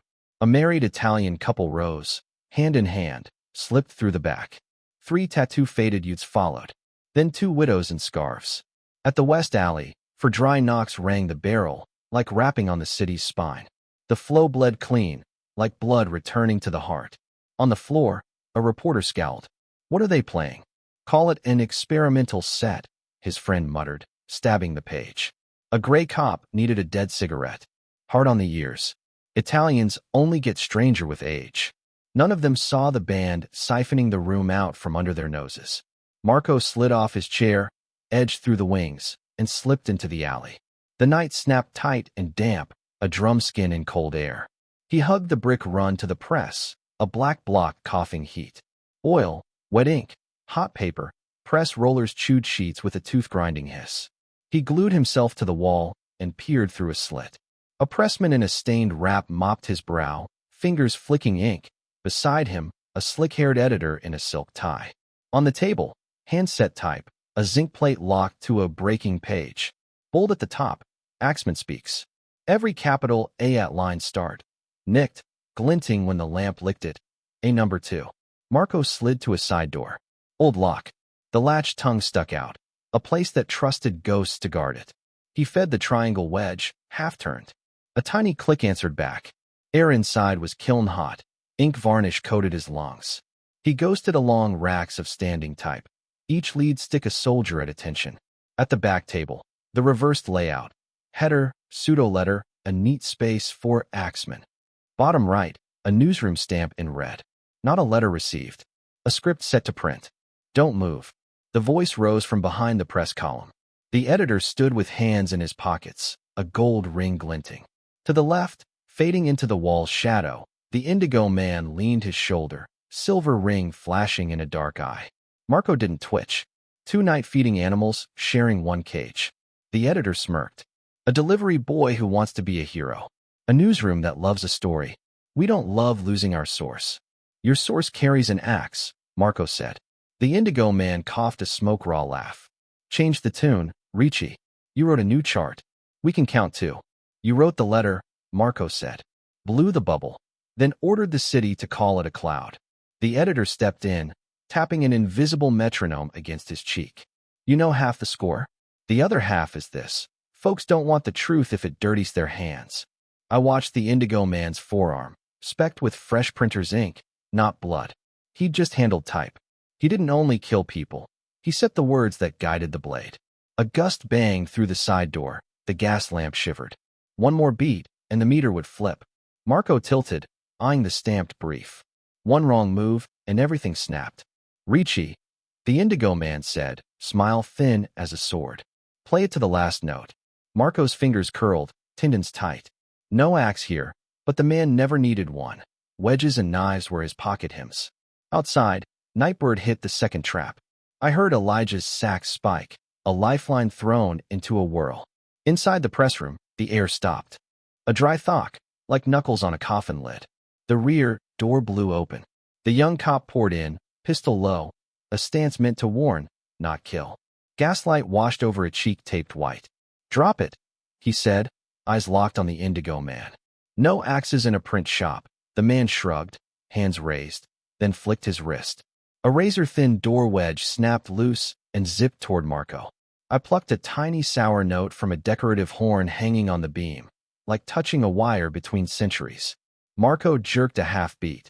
The wedge hissed past his ear, thudded into a post, quivered. The Indigo Man lunged.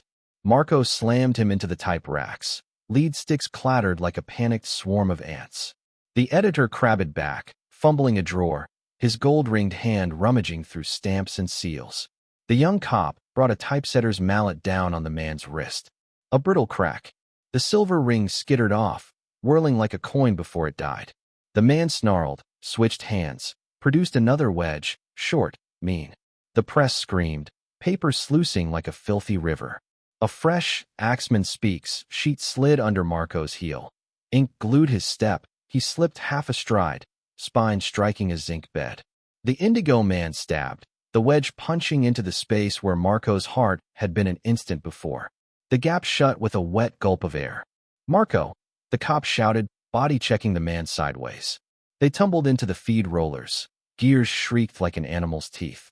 The editor yanked a tiny derringer, hand shaking feverishly, muzzle jittering.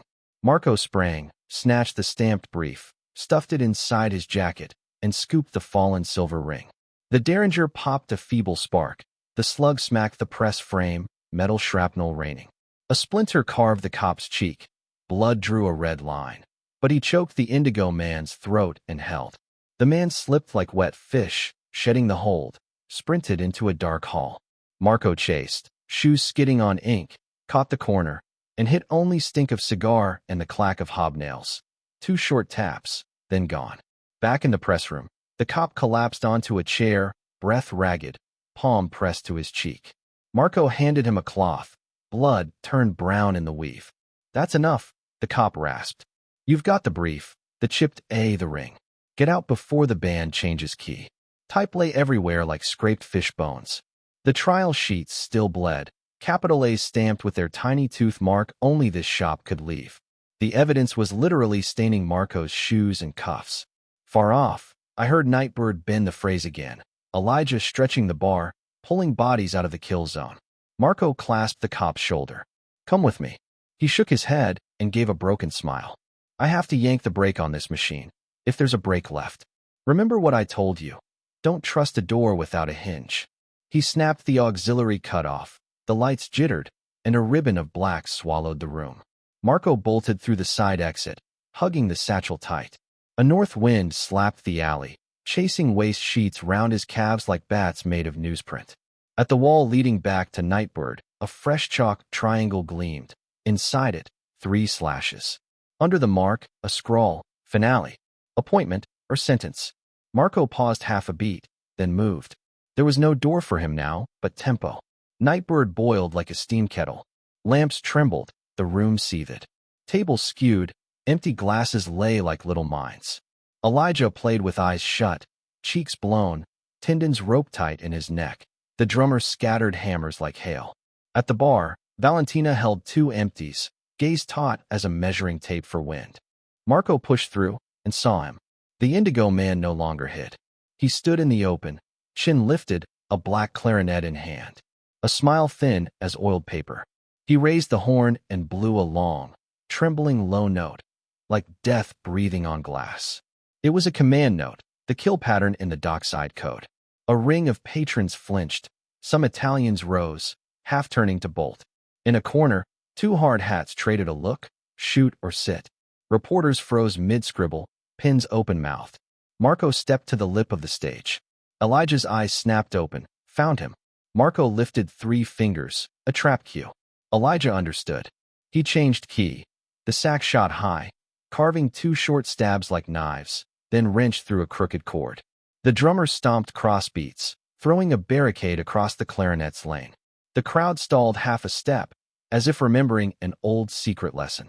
A current of bodies moved west, not a panic, a rout. In the alley, for barrel knocks answered, dry and certain. The Indigo Man understood. Marco had hijacked time. He fluttered the clarinet, tongue to frenzy. Elijah flattened him with long iron beams of tone, then split the air with that scissoring cue. Fear got strangled by shouting. The floor slammed tables. Whistles cut the beats to ribbons. This wasn't a plea anymore. It was a campaign. Valente surged from the corner. Stop. That's the death chart. His voice drowned under a tide of voices. A reporter dropped his pen. The hard hats rose and sat, because command now belonged to music. Marco dropped from the riser into the open ring. The clarinet's breath hitched. The Indigo Man lowered the horn and slid a door wedge from his sleeve. A razor-thin tool no longer than a barber's blade, sharp enough to open any panel. Music doesn't kill, he rasped through smoke. Knives do. Marco opened the satchel and held up the silver ring, letting the whole room see. You're a ghost only because people believe you are. Tonight, the song isn't yours. The man's eyes narrowed. He laughed hoarsely. You think I'm the axeman? No. I'm a hired mouthpiece and a hired hand. Axeman is a score. Today it's me. Tomorrow it's someone else. As long as they're afraid, he exists. The words dropped like steel along a spine. A canyon of silence opened. Even Elijah missed a beat. Valente lunged, as if to grab those syllables and jam them back in the bottle. Marco squeezed the ring until it cut his palm. Then I cut the score off, here. He nodded. Elijah detonated a run. The drummer pounded relentless. The piano hammered block chords. The crowd roared in sync. The clarinet's line drowned. Every time it surfaced, the band shoved it back under like a serpent's skull. The front doors flew. The young cop strode in, bandage still taped to his cheek, pistol lifted toward the ceiling. Crack. Plaster dust fell like chalk snow. The room froze for a single count, not from bullet fear, but because the shot punched a hole in the harmony, a place for the band to pivot. Marco tossed the silver ring. It skittered and chimed across the floor, stopping at the Indigo Man's boot. Heads turned. He slid back a half step, hatred flickering, then slashed for the side door like a spill of water, his clarinet spinning away. Freeze, a hard hat barked. The crowd bounced the order back like an elastic wall. Elijah bridged the gap with a quick phrase. The drummer patched the blown beat. Nightboard didn't break. Valentina growled, "Play," and the room detonated into applause. March 21st, the night meant to belong to blood, slipped out of its author's hands. The city wrote its own bars.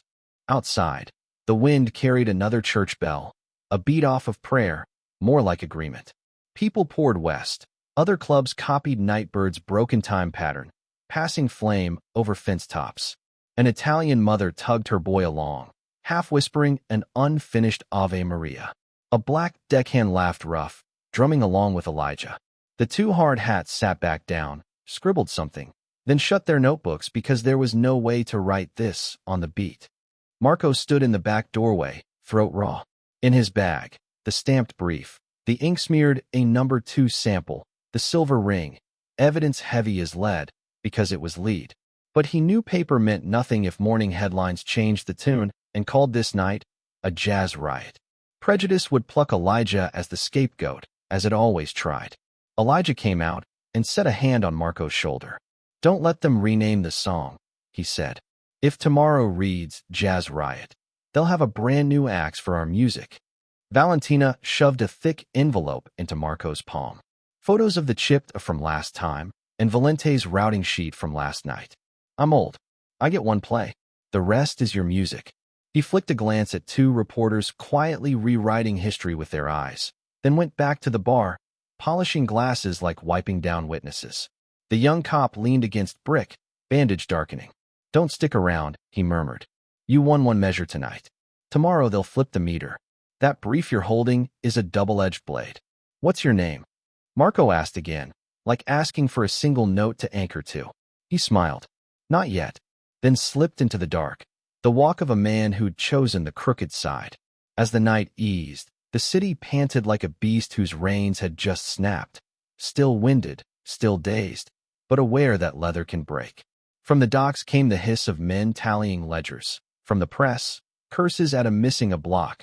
From a deep shadow, the Indigo Man's cigar drifted cold as liquid metal. He wasn't finished. Cut one score, he'd write another. Near dawn, Marco reached his room. He spread the evidence. The stamped brief, the inky chipped A, the chalk dust clinging to his bag seam. He printed a line across the map in heavy hand. Offbeat, mask falls. And at the bottom, darker ink. Elijah is not the target. A reminder for the morning, when papers would try to rename the night and pin the crosshairs where they always do. I nudged the busted sacks propped against the wall. It gave a near inaudible low moan. Not my note. An echo from the exhibition horn that had dragged me here. Instruments are hinges between eras. All I can do is tap gently, a period on the page's edge. Marco looked up, eyes still burning but steadier. In the gray rinse of dawn, no new triangles chalked the frame.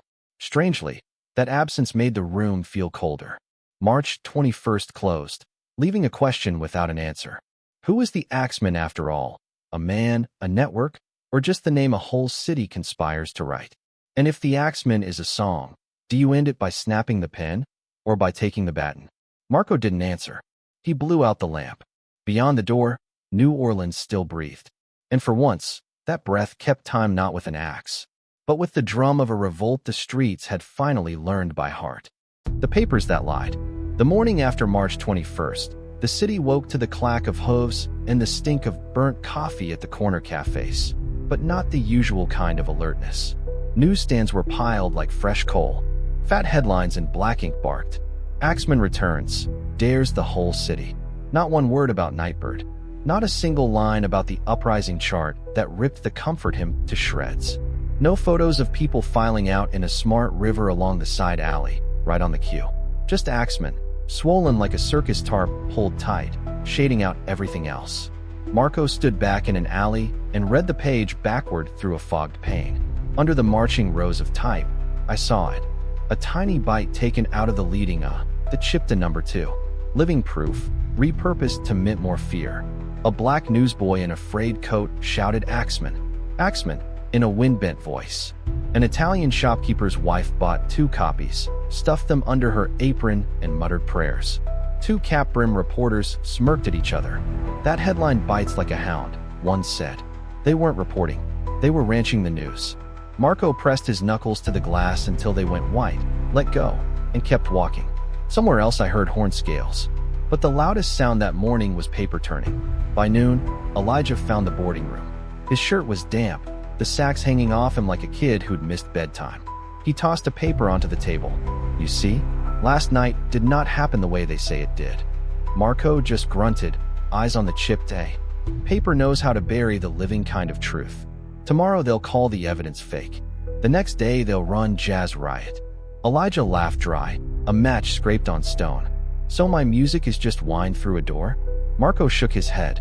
"No, we make the music into paper they can't tear." "How?" "Records. Proof. I have the stamped brief, the ring, the chipped A.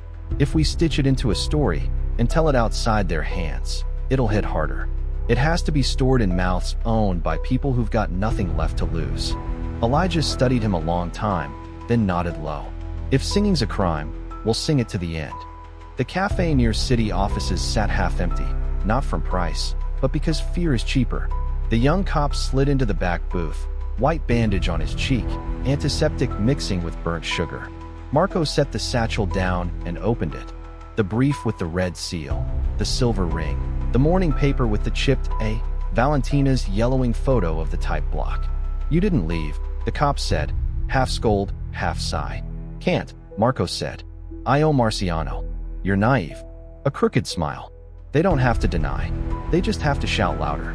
Marco tapped the brief. "Then we force a face to show? If Axman isn't one man, but a network, we show people the network." The cop went quiet. A fly pinged the glass rim, tiny as a notation. Then he said, "City Hall keeps a levy book. Protection money, silence money. If you had it, you could map the money's path. But it's locked tighter than a bank. Only an insider opens it." "You're inside," Marco said softly. "You want to turn me into a traitor?" "No. I want you to stop being an accomplice." A short-lived crack of a smile. "West Alley behind City Hall. 10 minutes. No more." Dusk dropped like sheet lead. River wind hauled tar and old orange peels up the streets. Elijah and Marco waited in the West Alley, backs to a sweaty wall. Metal scraped. The service gate clicked. The young cop appeared in a long coat, eyes moving. He shoved a leather ledger into Marco's hands. Heavy as a brick. 10 minutes. "Read. Remember, go. If I vanish, we never met." Marco opened it. The first page read like a hymn to collusion. Shop names, addresses, a quiet maintenance column. The last column signed Valente. Between the lines, printing expenses, marked with the paper's internal code. In the margin, one word in fresh hand. Lucia. St. Lucia? Marco looked up. The cop nodded, voice tight. "They launder through the church. That basement is a stage that doesn't smell like law. Here, even saints have a chart." Elijah squeezed the sack's body, fingernails whitening on brass. "So where do we stand? Bars are dirty, papers are dirty, church is dirty." Marco shut the ledger. His eyes were red like he'd drunk something bitter. In the street, the next chart plays naked. Not through church doors, not through the newsroom, not through Valente's sheds.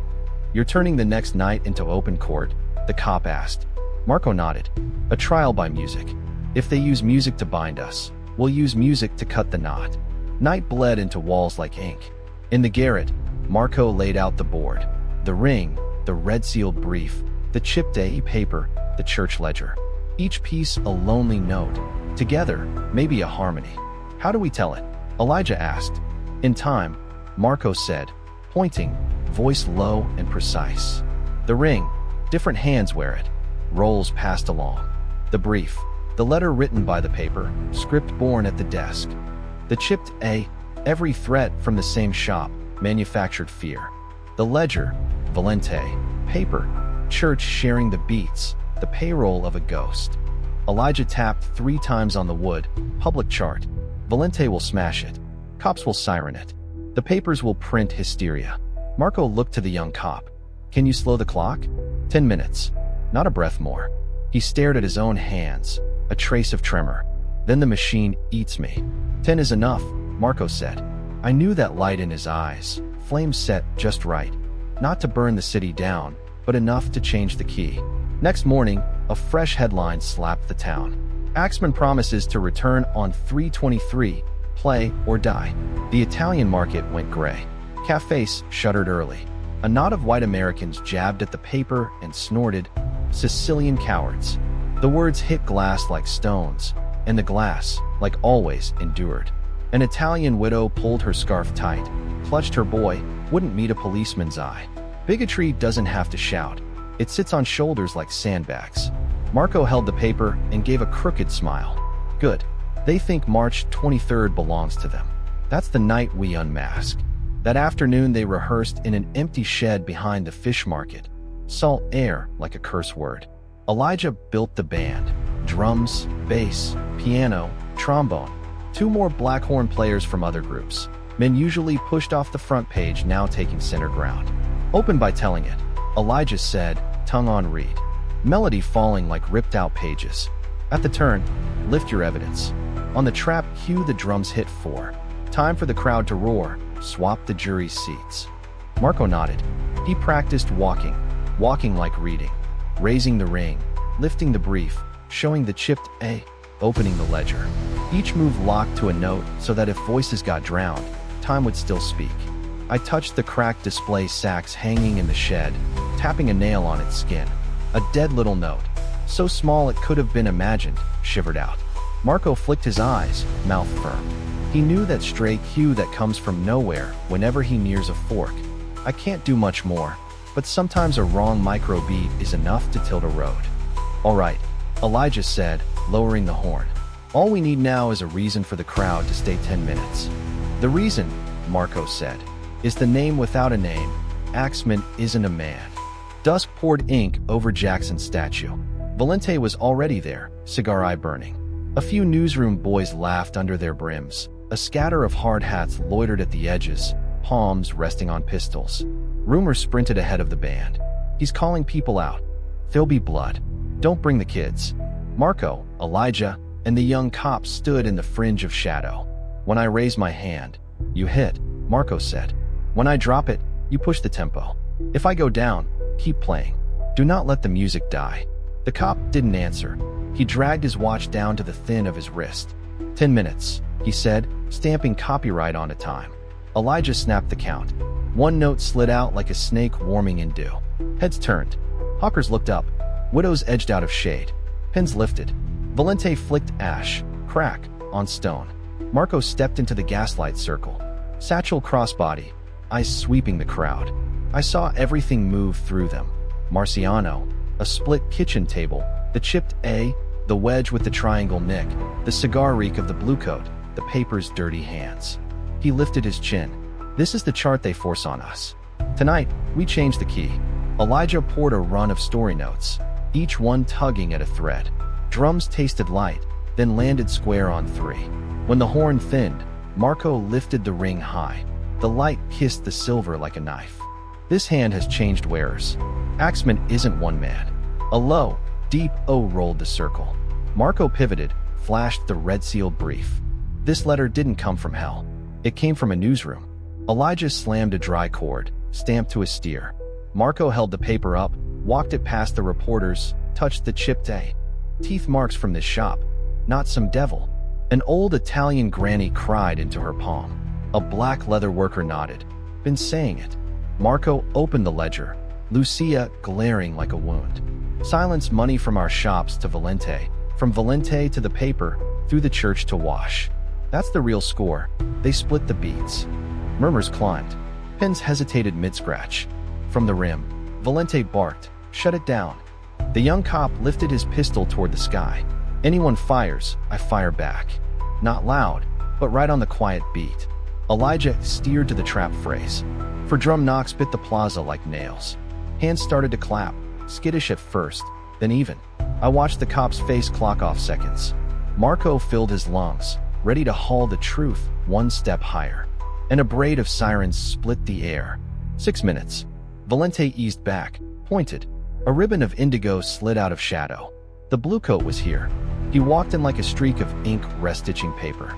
No clarinet, no axe, only a flat steel wedge in his palm, gleaming like a polished lie. The ring was gone, but a pale groove hugged his finger. He didn't look at Marco first. He listened to the crowd, like a conductor gauging an audience's ear. Elijah dropped the coda underfoot, making a hollow for words. Hold the floor, he hissed, and the drums answered with 2 blunt thuds. Valente lunged from darkness, cigar and embered eye. Take him. He jabbed at Marco, one finger, the kill note. Muscle and fedoras sprang, but the crowd folded inward by instinct, water pooling against wind. Italian widows curved into a crescent up front, half prayer, half shield. Applause settled into a steady grid. Elijah laid an ostinato plank beneath their feet. The blue coat stepped into the ring. Time to close the show, Ricci, he said, voice thin as an overstretched string. You've had your bars. Marco didn't back up. He raised the ledger to eye level. The Lucia page opened like a wound. This is the beat you hide. Money from our counters to Valente, to the paper, through the church. He turned, shoved it under the reporters' noses. Their pens twitched, then held back, scared of seeing too clearly. The bluecoat's smile tilted. You really think those lines can speak louder than blood? The blood's in there, Marco said, tapping the quiet maintenance column. You just renamed it. A heavy fist swung from the right. The young cop checked the wrist with his baton and fell back into position, eyes pinned to a rooftop edge. For minutes, he rasped to the clock, more than to us. Valente signaled. 2 goons scrambled up the statue base to twist the gas taps. Elijah hurled a flare of high notes. The crowd rose with it, and the goons stalled, just long enough for the cop to fire into the ceiling. Boom. Plaster snowed, hands recoiled. The bluecoat cocked his head, hearing the city through bone. He laughed. You're good with crowds. Crowds tire. He traced a triangle in air with the wedge, the watermark of fear. When the lights go, your song goes. He wasn't wrong, half. Night is his section, darkness, his choir. I caught a glint on a roofline, metal fisheye. Rifle? Scope. The cop saw it too, his shoulders cinched. I tipped a dead display sacks by a makeshift cafe stand, just enough to shake a ghost note. Elijah flinched a hair, glanced up by reflex. Watch the roof, he barked through his teeth. Drums re-pointed the beat upward, heads tilted, the rooftop shadow shrank behind a chimney. That's all I had. One tiny wrong note in a citywide band. The rest was hands and breath. 3 minutes, the cop said. Marco lifted the brief with the red seal, voice slow and exact. You can write letters, cast type, borrow the name Axeman. But the dead don't borrow their deaths. He aimed at Valente. Marciano paid one day. The next, he and his wife died on their kitchen table. Where'd the money go? Who signed? Heat swelled. A white American near the edge barked. You kill each other and blame decent men. The word hit like a thrown stone. An Italian crone snapped back in her mother tongue, voice fracturing. You ate our bread 10 years. Elijah bridged the crack with a warm phrase. Piano stepped soft, mother hand chords. Drums fell half a beat to leave room for human sound. Marco dropped the brief, raised the ring. This ring wore fresh ink, not blood. Its owner touched type before touching steel. Axeman isn't in the woods. He's in the shop. The bluecoat's laugh tore. You want me to be a print ghost? I prefer simple parts. He flipped the wedge like a barber's razor. Simple as cutting. He darted, close-range speed, not a swing, a stab. The wedge went for Marco's sternum. Marco rolled a shoulder, metal-kissed cloth, slid a line. Elijah cracked 3 hard notes. The snare rim shot hammered like a nail. The crowd yelped and swayed. 2 goons tried to cup Marco's back, and the cops side them down with a leg sweep, muzzle still to the sky. 2 minutes, came the sandpaper whisper. Valente snapped dash again. His finger trembled, just a little. Lights, he said. 2 men twisted side valves. Flames guttered. Shadows crawled fast. Elijah signaled. The band locked into a bright march, upright and clean. Piano spilled white chords to stand in for lamps. Trombone raised a canvas of breath like sailcloth. Music mended light with hearing. A dozen throats latched onto a simple 2-note chant, like chasing feral dogs. The bluecoat circled. Final minutes are always slack lines. He switched the wedge to his left, faked a clarinet flick, then jabbed for Marco's ribs. No room to slip. Marco thrust the ledger into it. The wedge thunked the leather, splitting the edge. He yanked it back and watched his own grin flatten. He'd just stabbed the evidence instead of bone. People laughed, quick, relieved, and a little divinity leaked out of him in their eyes. 1 minute, the cop said, paper pail. Shut it down. Valente roared. Shields closed in. Sirens howled. A police wagon nosed in, reins jerking. Elijah shot a look. Marco caught it. In now or never. He raised all 4 pieces. The ring, the brief, the chipped A paper, the battered ledger, and turned slowly so every eye could see. Axeman isn't out in the woods. He's here. In the paper, in the sheds, in the pulpit, and in our pockets when we pay for silence. If you keep believing he's a man, he lives forever. If you learn he's a song, we can change the key. Elijah blew the closing run. Not flashy, but bright and plain, a pledge. Drums counted 4 dry beats. The crowd clapped on time, together, clean. For a breath, the whole city shared 1 bar. Then the clock clicked 11. The machine snapped back. A shot cracked from a roof, aimed at the air, just to rip the frame. Hard hats pressed in, gaslights choked, dark fell like a blink. The chorus, just learning itself, snapped like wet line. A child screamed. The young cop edged to Marco, voice shredded. Time. He shoved him toward the escape behind the statue. Take the ledger. Do not let it die here. You? I stay. Someone has to close the beat when the music cuts. A thin smile. Remember, never trust a door without hinges. A smoke bomb rolled and spit. The sting climbed throats. War tricks smuggled home from Europe. This city picks up the worst quick. The band peeled out by the mapped exits. Elijah cradled the horn, retreating while throwing a single line to hold the people. Marco slipped into the west alley with the proof. Just before the wall swallowed him, I heard 2 light pings on iron, wedged to grate, and a tiny tack that sounded like a blade folding. The blue coat vanished in the smoke. As he was born from it, night thinned over the river. Marco sat in the garret, a wet cloth over his eyes against the burn. On the table, what he'd salvaged stood like 4 pawns. Ring, brief, chipped paper, scarred ledger. Each bore a wound of its own. Fresh scratches on the ring, ink smears on the brief, a torn corner on the paper, a frayed spine on the book, as if they'd walked through the night on their own legs. 3 knocks. Elijah came in with soot on his shoulders and a hairline crack in the sax bell. Valente didn't dare grab anybody in the open, he said. But the paper will label tonight an immigrant riot. Our music will be filed under Howl. Marco stared at the ledger. Then this time, we publish first. Elijah's mouth twitched. You going to print? No. I'm going to testimony, through a mouth-to-mouth network that runs faster than ink. Valentina's got the type block photo. We've got the ledger. Widow Bianchi has the torn pages. Lupo has the axe scar in his table.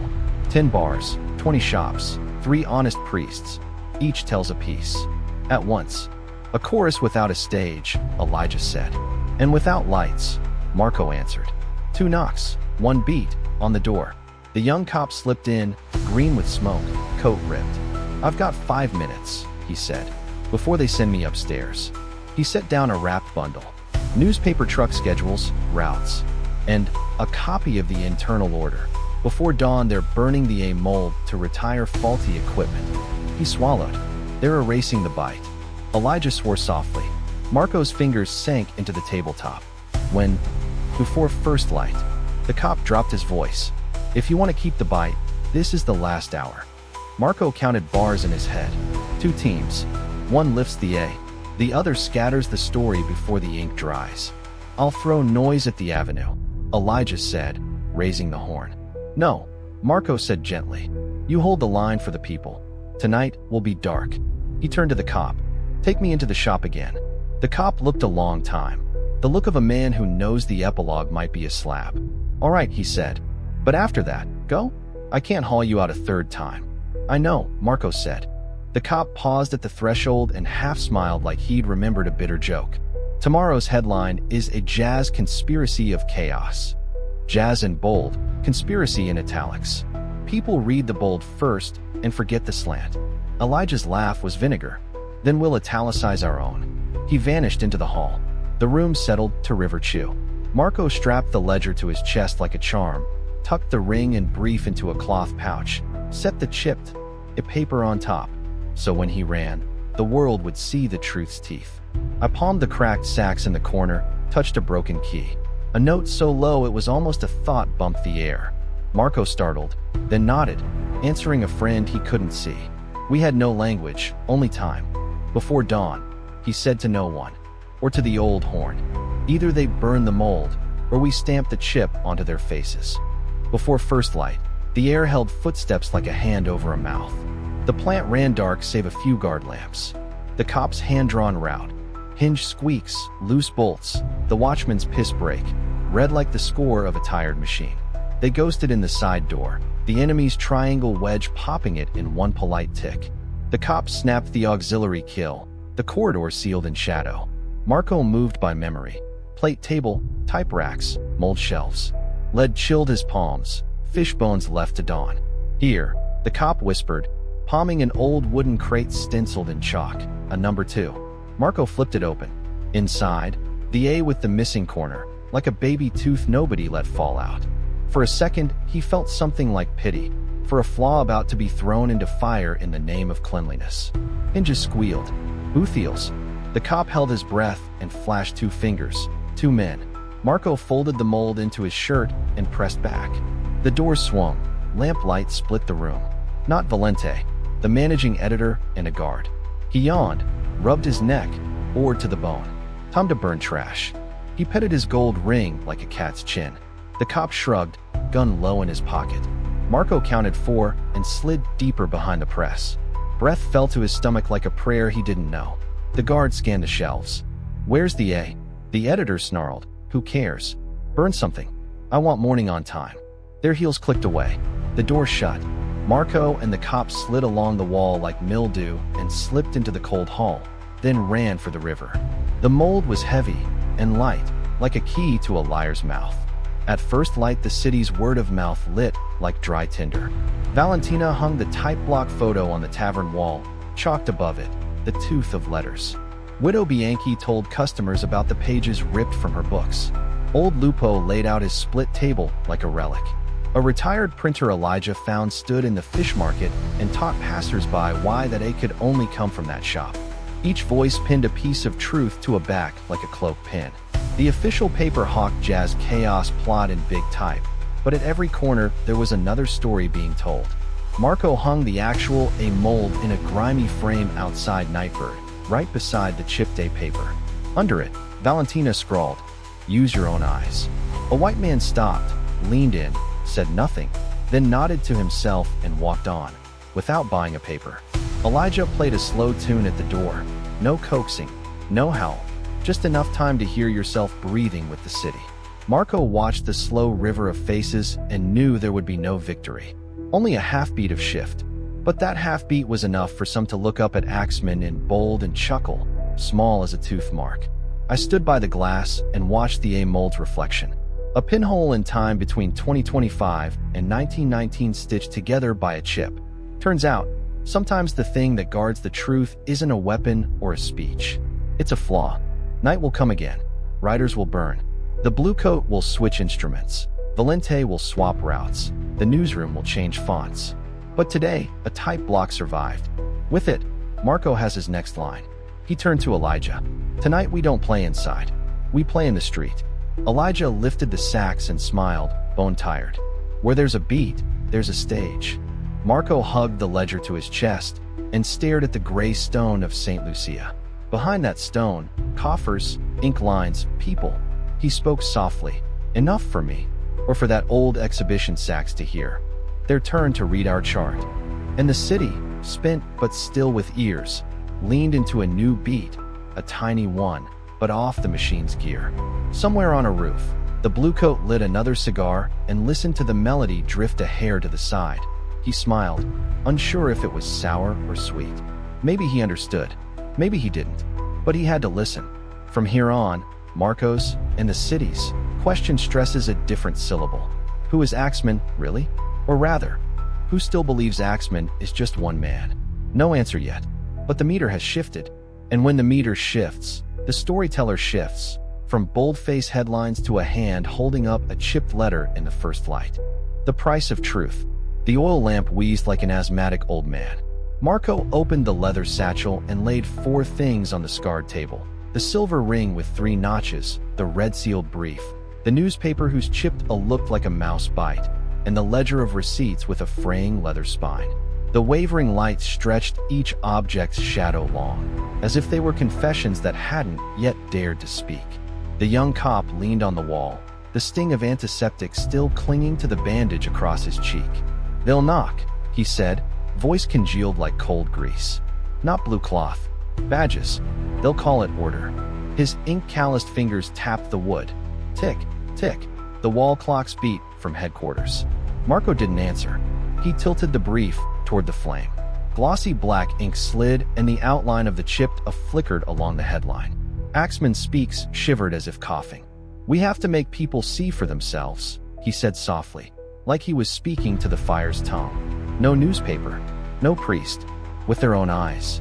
Elijah sat across from him, elbows around his sax, eyes deep and dry. He tapped a beat on the bell, as if asking, "What meter?" Marco opened the ledger and ran a finger down the columns. Shop names, addresses, green paid stamps, Valente's mark, repeating like a bad chord. In the last column, the tiny word Lucia stuck out like a thorn. It made the young cop press his lips together. In the white of his eyes I saw something without a name. Shame. The final plan didn't arrive as a slogan. It set like jelly through slow, decisive motions. 3 men listing friendly shopkeepers, murmuring hours and routes. 1 man knocking door to door, inviting people to speak.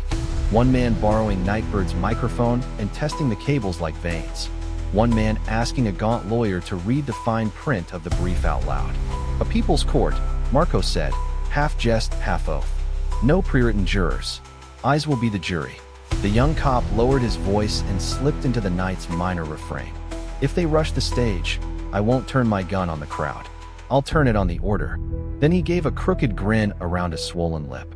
Which means I'm cutting the bridge behind me. They steadied one another by making lists. Each knock was a pebble thrown in water, rings widening into the next house. The bread woman nodded. The cobbler nodded. The widow who'd come to nightboard, eyes still swollen with salt, nodded. They didn't promise to be brave forever, they promised to come. Enough for a morning. At first light, a river stink of rust and ink floated up Jackson Square. A slapdash wooden platform went up, nails popping like knuckles.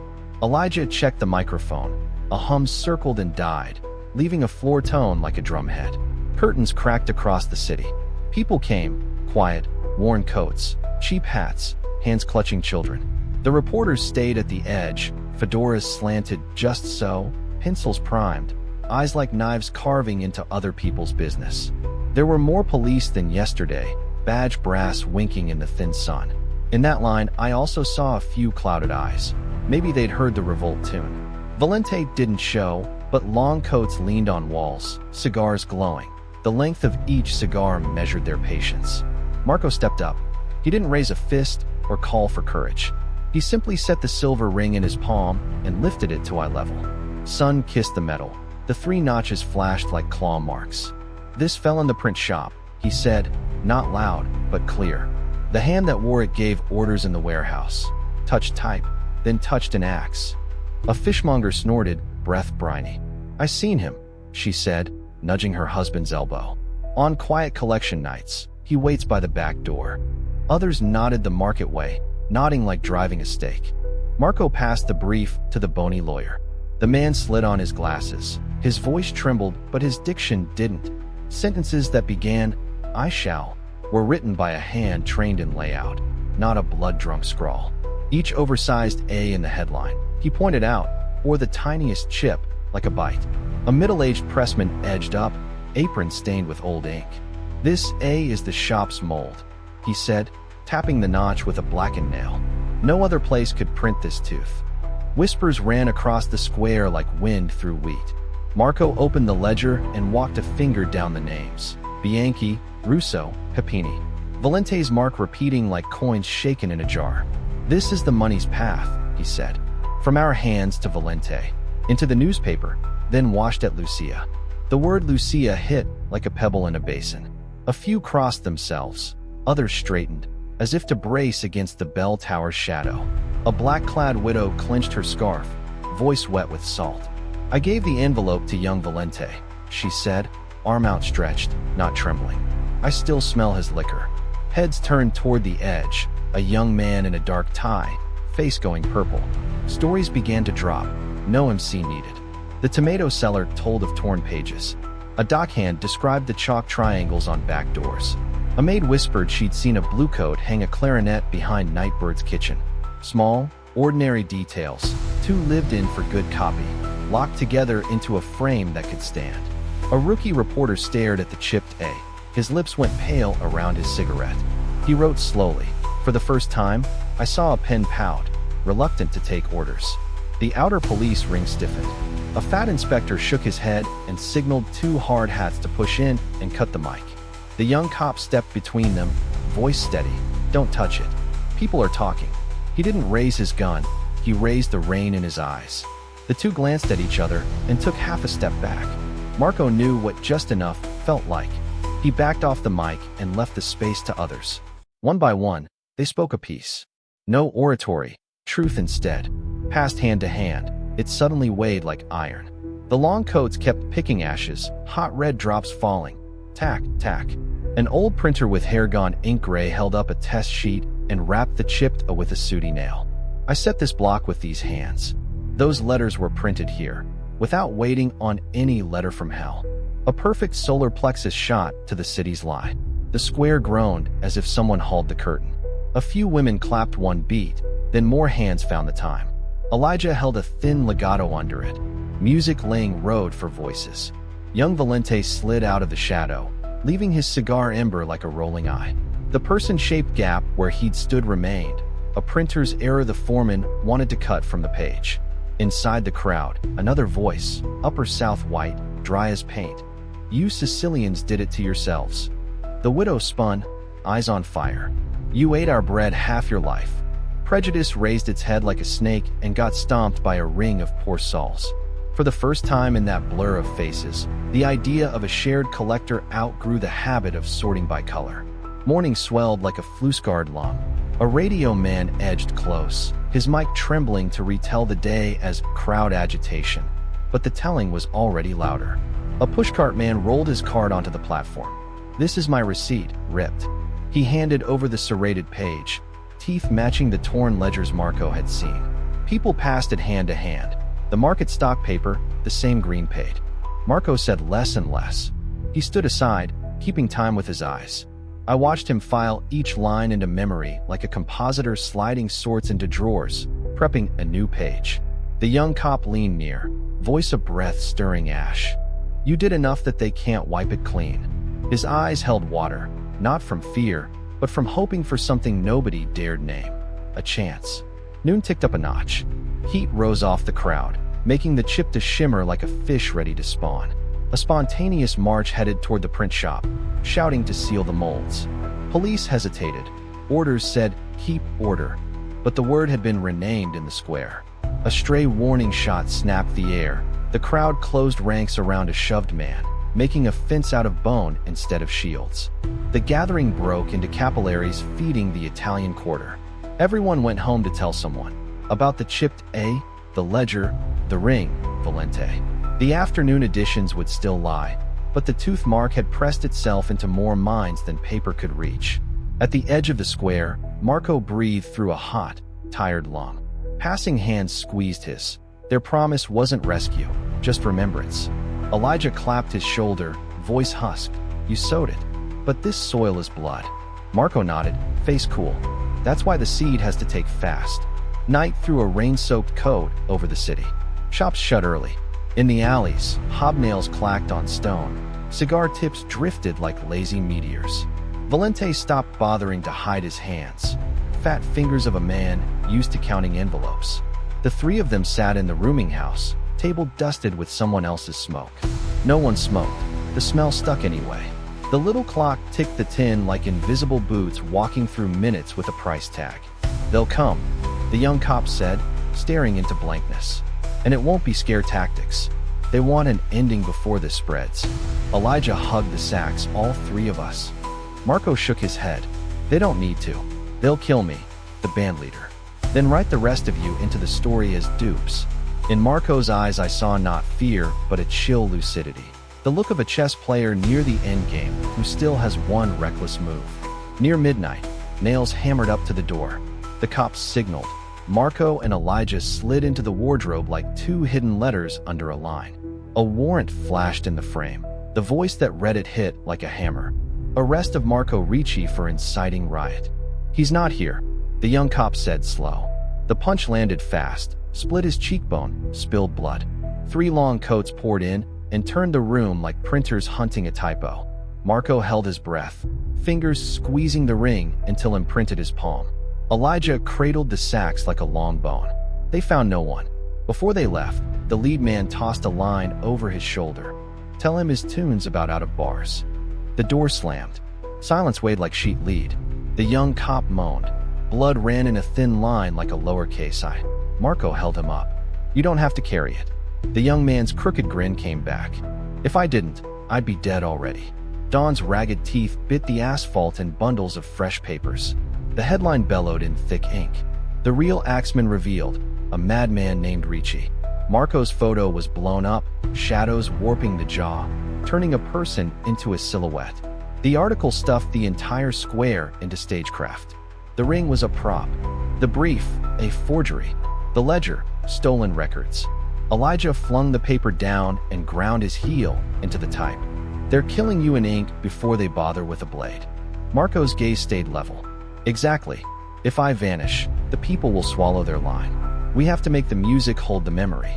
He turned to Elijah, voice low as a keyhole. Write a piece, an indictment. In the same order as yesterday. Ring, brief, chipped A, ledger, each as a motif. So anyone can play it by heart.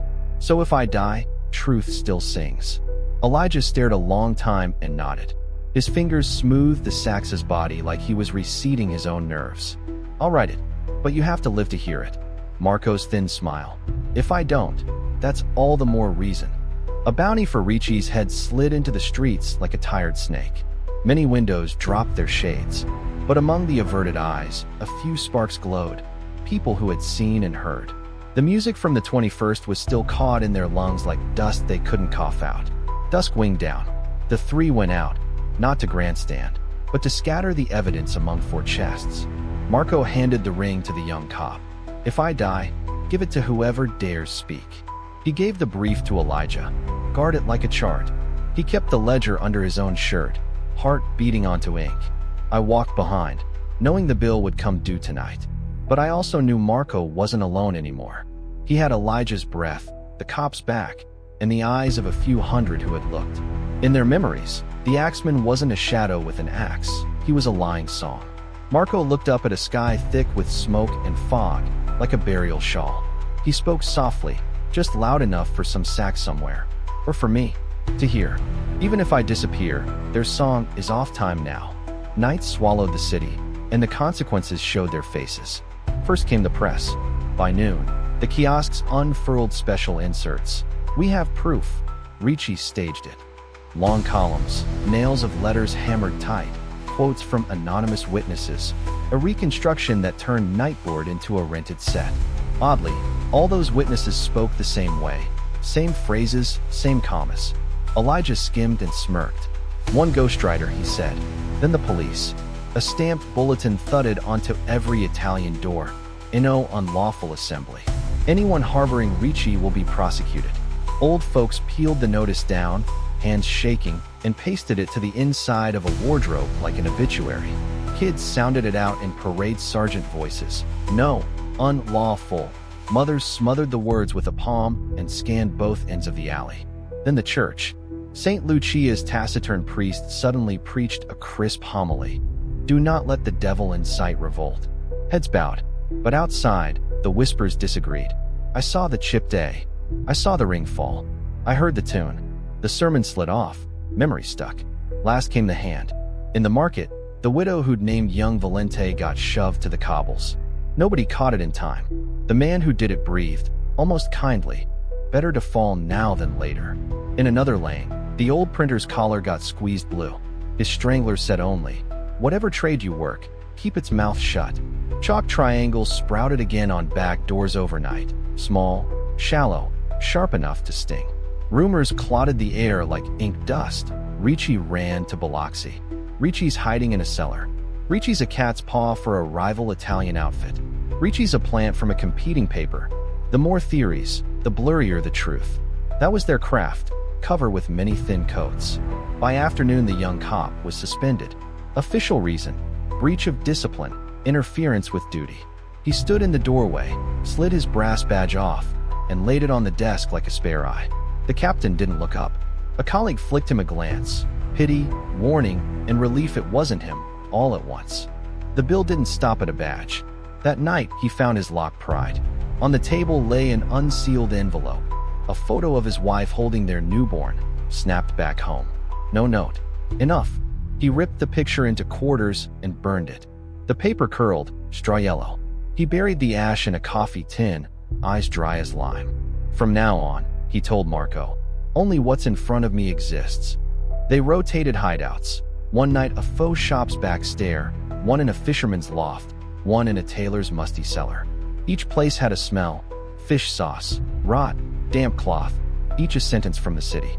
I followed, unable to touch anything but sound. Sometimes Elijah's sax lay on its side in the dark. Once, when they dozed and the night was too still, I bent and breathed the faintest thread into the mouthpiece. The horn thrummed a barida, just enough for Marco to flinch aside from a chunk of plaster dropping out of a cracked beam. Elijah snapped up, eyes hunting the wind. Who's there, he asked. No one. Just a stray note saving a night. Elijah set to work on the indictment. He distilled 4 pieces of proof into 4 motifs. The ring as 3 jabbing notes. The brief as a slick, deceptive legato. The chipped A as a tiny stumble at the top of a phrase. The ledger as a stubborn money ostinato. He wrote them on staff paper as if onto skin. When he blew the draft, the room changed air. No longer sour and sleepy, but sharp like a courtroom. If they gag me, Elijah said, who plays? Plenty of people, Marco said. This one doesn't need a composer's name. Marco carbon copied the brief a few times and split the ledger into 3. 1 stacked to the old printer, 1 tucked under Elijah's cork pad, the last sewn into his own coat lining with black thread gliding the button placket. If I go down, he said, a piece still floats. One night Valente asked for him, not by letter but by smell. His distinct cigar reek waiting in Nightbird's alley, thick as tallow. Marco went alone. Elijah wanted to follow. Marco shook his head. The cop objected. Marco went anyway.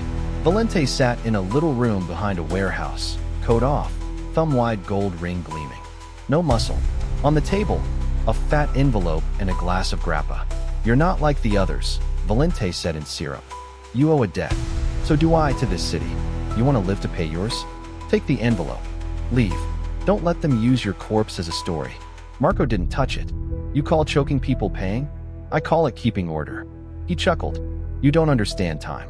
Without me, they eat each other. I'm the second beat that keeps the bar from collapsing. Your beat sits on throats, Marco said. Valente lowered his chin and looked into the glass like it was a well. You want to die for an old man who sells dried beans. I want to live for what's right. Right doesn't pay burial costs. He pushed the envelope. Paper rasped. This is the smart man's share. Last offer. Marco stood, hand in his pocket like holding down a pain. You've sat with smart men so long you forgot the ones who are right. Valente's lip twitched. Right dies first. That's the only law. When Marco turned, Valente added, like a favor. If you want an answer to your Axeman riddle, here it is. Axeman is the name you paste on any hand that can keep time. Marco paused half a step, then left. The envelope remained, a hungry animal no one fed. The wind shifted that night. Chalk triangles mushroomed on Italian brick. Sirens blared, not to rescue, but to preen. Folks braced doors, stuffed blankets under cracks, latched closets over sleeping children. Still, inside their ribs a different beat kept time. The revolt tune had moved in, no loudspeaker required. Toward dawn, a satellite print shop, a branch, burned. Paper goes fast, red as hot ink. The grapevine hissed. Ricci lit it. But those nearby saw the man with the match, blue coat. He slid out of the fire's glow, 3-notched ring missing. Maybe since that factory beating, leaving behind a wall black as a page torn from a book. They're burning a plant to burn the proof it planted, Elijah said, eyes awake in the dark. The young cop lurched up, or to tack on a fresh charge. They scattered down 3 streets like letters shaken out of a case. Next morning posters pasted the city. Reward for information leading T.O. Ricci's arrest. The dollar figure was big as an eyeball. Cafes fell funeral quiet. A white man leaned to a Sicilian proprietor and said, I don't want the money. I just want the street clean. The owner nodded it away, but his spoon hand trembled in the sugar jar. Meanwhile, the indictment spread like the flu. At night in a doorway, a kid tapped 2 short notes with a spoon. In a kitchen, a grandmother sang 3 harsh beats like chopping board knocks. On the riverfront, a stevedore wrapped his knife spine on a crate in that sullen money ostinato. No one named it. Everyone understood. The tune carried truth the way bones carry marrow. The young cop lost his room. Landlord threatened. His trunk tossed into the hall. Marco took him in. What do we have here? Waiting. They stood watch in shifts. 2 awake, 1 catnapping. I counted breaths and heard how their rhythms misaligned, yet overlapped at the useless hours. One night the knock came again. Quick, dry, exact. Not hobnails, a shim tapping wood in 3 beats. Marco obeyed old advice. Half a step back, don't lean. Who's there? Silence. The door cracked a finger. No envelope, just a patch of air breathing. Marco eased it open. Black. On the sill a hair-thin chalk line. A fresh triangle, stamped over the old one, offset by half a corner, like a double-time mark. Below, in very fine red ink. Time to bring the curtain down. Elijah choked the sacks like a loved one's hand. The young cop slammed the door and dropped the bar. "They're playing the final beat," he said. "This one's kill or vanish." Marco nodded. He shrugged out of his coat, pulled the ledger from the lining, and split it again, thin as web. One slip slid into Elijah's sacks under the pad, where only a player touches. One he stitched under the young cop's bandage, a charm steeped in disinfectant. The last he wedged between two tabletop planks and spiked it with a fresh nail. "Even if it burns," Marco said, "a few shreds will ride the sound." The next night the city tilted like a three-legged chair. River ropes sang. Roofline silhouettes hopped like chessmen. In Nightbird's yard, Valente's cigar and bluecoats honing oil braided. In the square, reporters waited, camera mounts panting. Marco knew they wouldn't let the day sprawl again. They needed an ending, quick, neat, printable. Ricci captured is a beautiful line. He looked at Elijah. "If they drag me," he said, "don't run. Play." "I'll blow till my lip splits," Elijah said. Marco to the cop. "If they shoot, don't shoot the people." "I only shoot orders," the young man said, eyes bright with something not fire. We didn't get to nod. The back door cracked like bone. Bluecoats poured through, quiet as water. In front, the main door slammed, badges winking like cat eyes. Valente stood between the two streams, smile thin as a blade. "Curtain," he said, like a conductor's cue. Elijah raised the horn. The young cop dropped his shoulder, not backing up. Marco angled slightly, hand on the table, the tune in his chest bunching like weather. I smelled dry paper, oil, and the metallic breath that comes before a day ends. "Marco Ricci." A voice read, chopping his name like kindling. "You're under arrest for inciting riot, arson, and libel against the authorities." "Which line is true?" Marco asked plainly. Valente shrugged. "Whichever one prints." Elijah blew, 3 slashes clawing the air, then 2 short beats, then the ledger ostinato. Bluecoat squinted, like hearing a dead man's voice.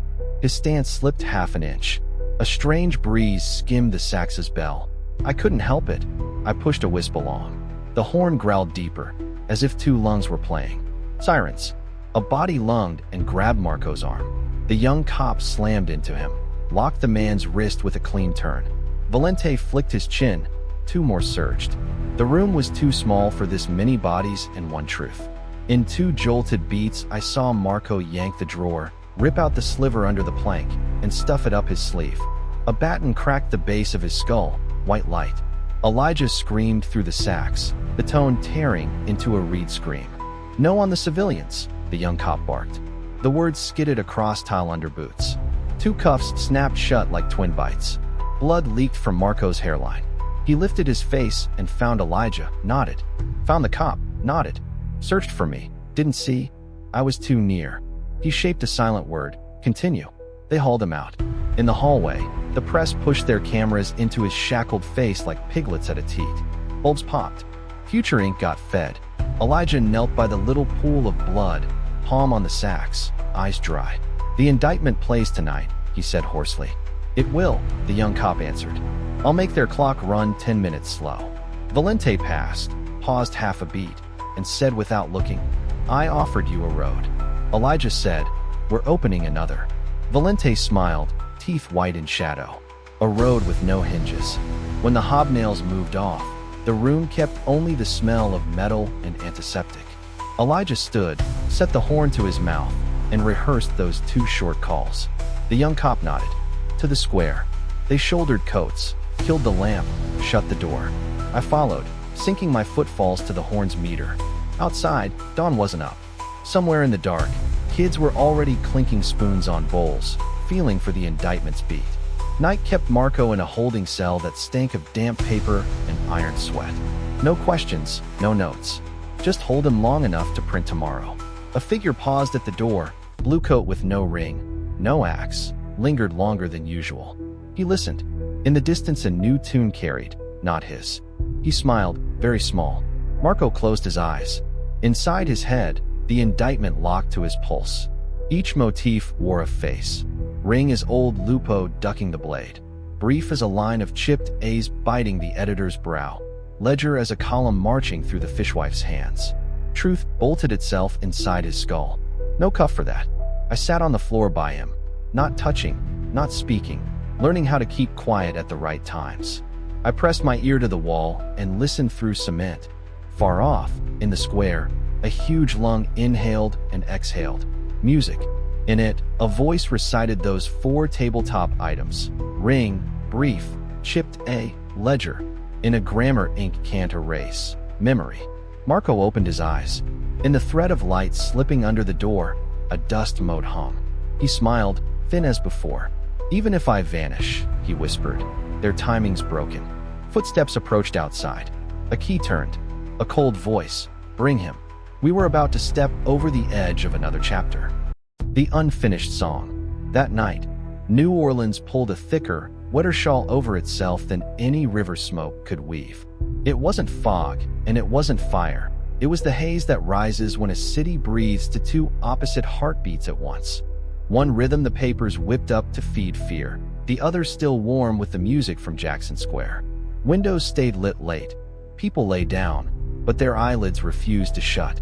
The riverside garret where the 3 hid, Marco, Elijah, and the young cop, was as thin as a bottle's skin. Cracked planks, a door that leaked wind, but no eyes watched here. Marco spread the ledger on the table and ran his finger over numbers the way you trace a silent staff. Payments for quiet, a column for printing costs, the Lucia parish mark. Line by line the names stuck together into a tune with an iron tang. The mafia, the press, the church, accompaniment parts in a guilty chorus. Elijah leaned on his saxophone. Do you still believe there's one face? One hand that set the first beat? Without him, the story never closes. Marco looked up, eyes bright in the dark. I used to hunt a name. The farther I go, the more Axeman looks like a pretext, a score written to hide the hands counting money and rinsing blood. The young cop lit a cigarette, the blue smoke scouting the rafters. Maybe, or maybe somewhere there's still a real band leader, the one who clapped the first count in. If we don't find him, people won't trust the beats that follow. Marco didn't answer. Some lines only the night can decide. A soft knock. All 3 spun. Marco cracked the door. A skinny, ink-smudged kid shoved a folded scrap into his hand and vanished into the alley like a cat. On the paper, if you want to know who really wrote the music, come to the print shop at dawn. Someone will be waiting. No signature, no mark. One corner was blurred with ink, like a thumb. A trap, Elijah said, breath ragged as a chipped mouthpiece. The last beat, Marco answered, body still, pupils pinched like the moment he'd run into a burning room with a courier's bag. The young cop set the cigarettes aside, hand closing over the pistol but in his pocket. If we don't go, the chance dies. If we do, maybe everything dies. But if they print one more letter, the whole city drops back on the old downbeat. Marco nodded. We've played it this far. Dawn had no color. The riverfront street held its breath. The print shop squatted ahead, door cracked like the mouth of a sleeper. Marco led, feet leaving invisible marks on tile. Elijah hugged the sacks like a child. The young cop flanked wide, eyes sweeping for shapes. Inside, the ink smell was still warm. Gears slept like a monster's jaw clamped on words. On the center table lay a fresh pile. Axeman still speaks. Each leading a showed the same small chip, that telltale a number 2 they'd been tracking from the start. No bodies. No guard. Doesn't sit right. The cop whispered, his ear heavy with the sound of emptiness. A run finished, and no one watching? A dry, old man clatter rose from behind the press. A thin figure shuffled out, hair like cobweb tin, cataract white eyes. His apron was blotched with ink. Across his hands ran faint silver stitch lines where he'd mended cloth. You are? Marco rasped. The keeper of the type, the old man said, dropping a laugh like tiny nails. Ricci, you're looking for Axeman, eh? The answer you need isn't in the axe. He lifted a knuckled finger and pointed to the typesetter's rack inside the machine. It's in the letters. I chipped the A, number 2, on purpose. So every Axeman letter would carry the signature of someone who isn't there. Elijah took half a step back, the sax wheezing a tiny breath. The cop's shoulder tightened, palm never leaving the gun. I stood close enough to hear the ink seeping, as if someone were pumping more fear into the room. Cold crawled up Marco's neck. You're saying you're Axeman? The old man chuckled, knees trembling in his wooden clogs. Axeman has no single face, only hands that take turns wearing a name. If you need a name to sleep, call me that. I set the first beat. And the axe. Marco ground out. Who hit Marciano? Who smashed his wife's face? You want a peg to hang it on. The old man bent, pulled a thin envelope from under a zinc plate, and set it on the table. You won't make it in time. When people believe in a devil, the devil doesn't have to appear. Drag me to the square, and they'll say I'm old, crazy, bragging. Tomorrow another paper prints a new rhythm. The tune keeps playing. Axeman lives as long as people tremble in the dark. Even so, the young cop cut in, voice low but concentrated. We still need a line for the record. He raised the gun to his waist. Your name. The old man exhaled like a hiss of ink. At the exact instant his lips parted. A short blast. The rear door blew. Brown smoke swarmed in like a flock of crows. An oil lamp smashed. Flame drank ink. Paper flared into wings. Marco dove and hauled Elijah. The cop yanked the old man over the bed of the press, but the bony hand slipped free, like it chose to dissolve into smoke. His silhouette flashed once at the far door, then only fire. Marco tried to carry the truth out, but truth burns faster than newsprint. They tumbled to the curb, coughing their guts raw. Inside, gears shrieked a last song and died. People poured in. Screams. Camera shutters chattering. A reporter with a pencil tucked behind his ear shouted to his buddy, "We've got our headline." Elijah sat hard, one corner of the sack scorched, hot brass smelling like skin. The cop looked at Marco, eyes red from smoke. "We got our mouths near the answer. Or near a mirage," Marco said, a ripped smile. "Maybe Axeman is the hole itself, a hole fed by ink and money." By noon the kiosk stacked a fat declarative slab across the city. Print shop burns. Riot evidence reduced to ESH. The illustration showed a fallen frame and flames licking up like laughter. Not a single line mentioned a keeper of the type. Not a single line noted that the chipped had an owner. The three fell back to the river. The Mississippi looked like dissolved ink. Marco opened the bag, empty. Elijah set the sacks across his lap, fingers feeling the blistered ridge of scorched brass. The young cop peeled the bandage from his cheek. The old wound spat back to life in the smoke. "They'll come tonight," he said, voice gone leathery. "No more warnings. They have to lock the story before it bends again." Marco said nothing, eyes tracking the river's face, a single line of text flowing towards somebody else's mouth. "If I'm gone tomorrow," he told Elijah, "you keep the ring and the music. You keep the time," he said to the cop. "And you, keep me those 10 minutes you promised. 10 minutes where the song speaks louder than ink." The young cop gave a crooked smile. 10 minutes is all I've got left of a career. I'll split them with you." Dusk wiped its blade clean. The Italian quarter shuttered early, but behind the doors, voices whispered, "Another night." The chalk triangles thickened. People read them like weather signs. Blood rain. At the nightboard, Elijah tested his breath. The indictment now carried a new section. The burning press. A run of ripped staccato, like paper tearing. Reporters drifted, taking notes with their eyes more than their pens. After the fire, they'd learned to swallow words whole. Marco stood at the clouded mirror, fingers checking the inner stitching where a slice of the ledger lay hidden. He tore another strip, fed it into Elijah's sacks, and tapped the bell. "If you blow it into the light." Elijah nodded, hands shaking from the burn, but his embouchure set. The young cop slid the old shim into Marco's palm. "No axe. A shim will open a door." Boots, dry and even, drummed up the alley. Not townsfolk. Not just the Indigo crew. 2 sections marching to one time. Cheap bureaucrat cologne and warehouse cigar smoke braided on the air.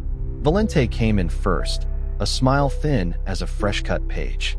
To his right stood the man in indigo, ringless now, knuckles swollen from the typesetter's mallet. To his left a polished officer with braid-bright straps, his badge shining like a dog's teeth. "Curtain," Valente said, a conductor rapping time. "That's enough, Ricci. This isn't your stage." Elijah raised the horn, said nothing, and clawed 3 notes into the dark. At the doors several whistles screamed, but the young cop lifted a hand. "Lower them."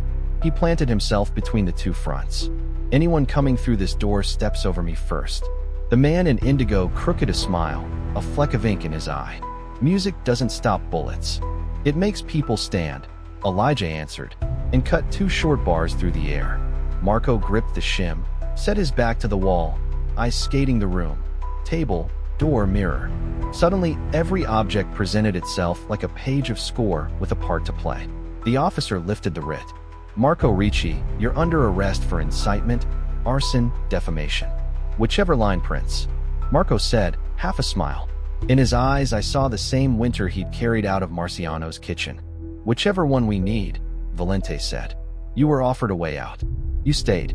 You picked your role. Elijah took a long breath and dropped the ostinato of the ledger.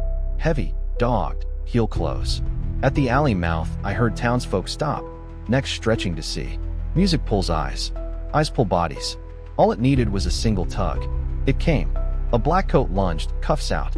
The cop shouldered him aside with a neat, comma-sharp move. The man in indigo slipped left, shim flashing like a signal flare. Marco raised his own, metal burned his palm. In the blind half-beat, Valente sidestepped, giving the badges a lane. His music remained orchestration. The cuffs snapped like trap jaws. Marco lifted his head. Blood slicked his temple, but he forced a thin smile and slid his sweaty hand along the table's edge, pressing hard. One slap popped loose. A strip of ledger dropped under the bed like a fish slipping a net. I saw it. Elijah saw it. The cop saw it. The others didn't. Move, the officer said. 2 men jerked Marco through the frame. Camera flash tore the room, pinning him to tomorrow's front page in the posture of the cuffed. Valente looked at Elijah, eyes stuck to the horn. Every song has an ending. Elijah answered with one long, low note that refused to resolve. The young cop leaned to whisper, quick. The square. 10 minutes. When Marco vanished into the alley's throat, the night swallowed him like a note dropped off the staff.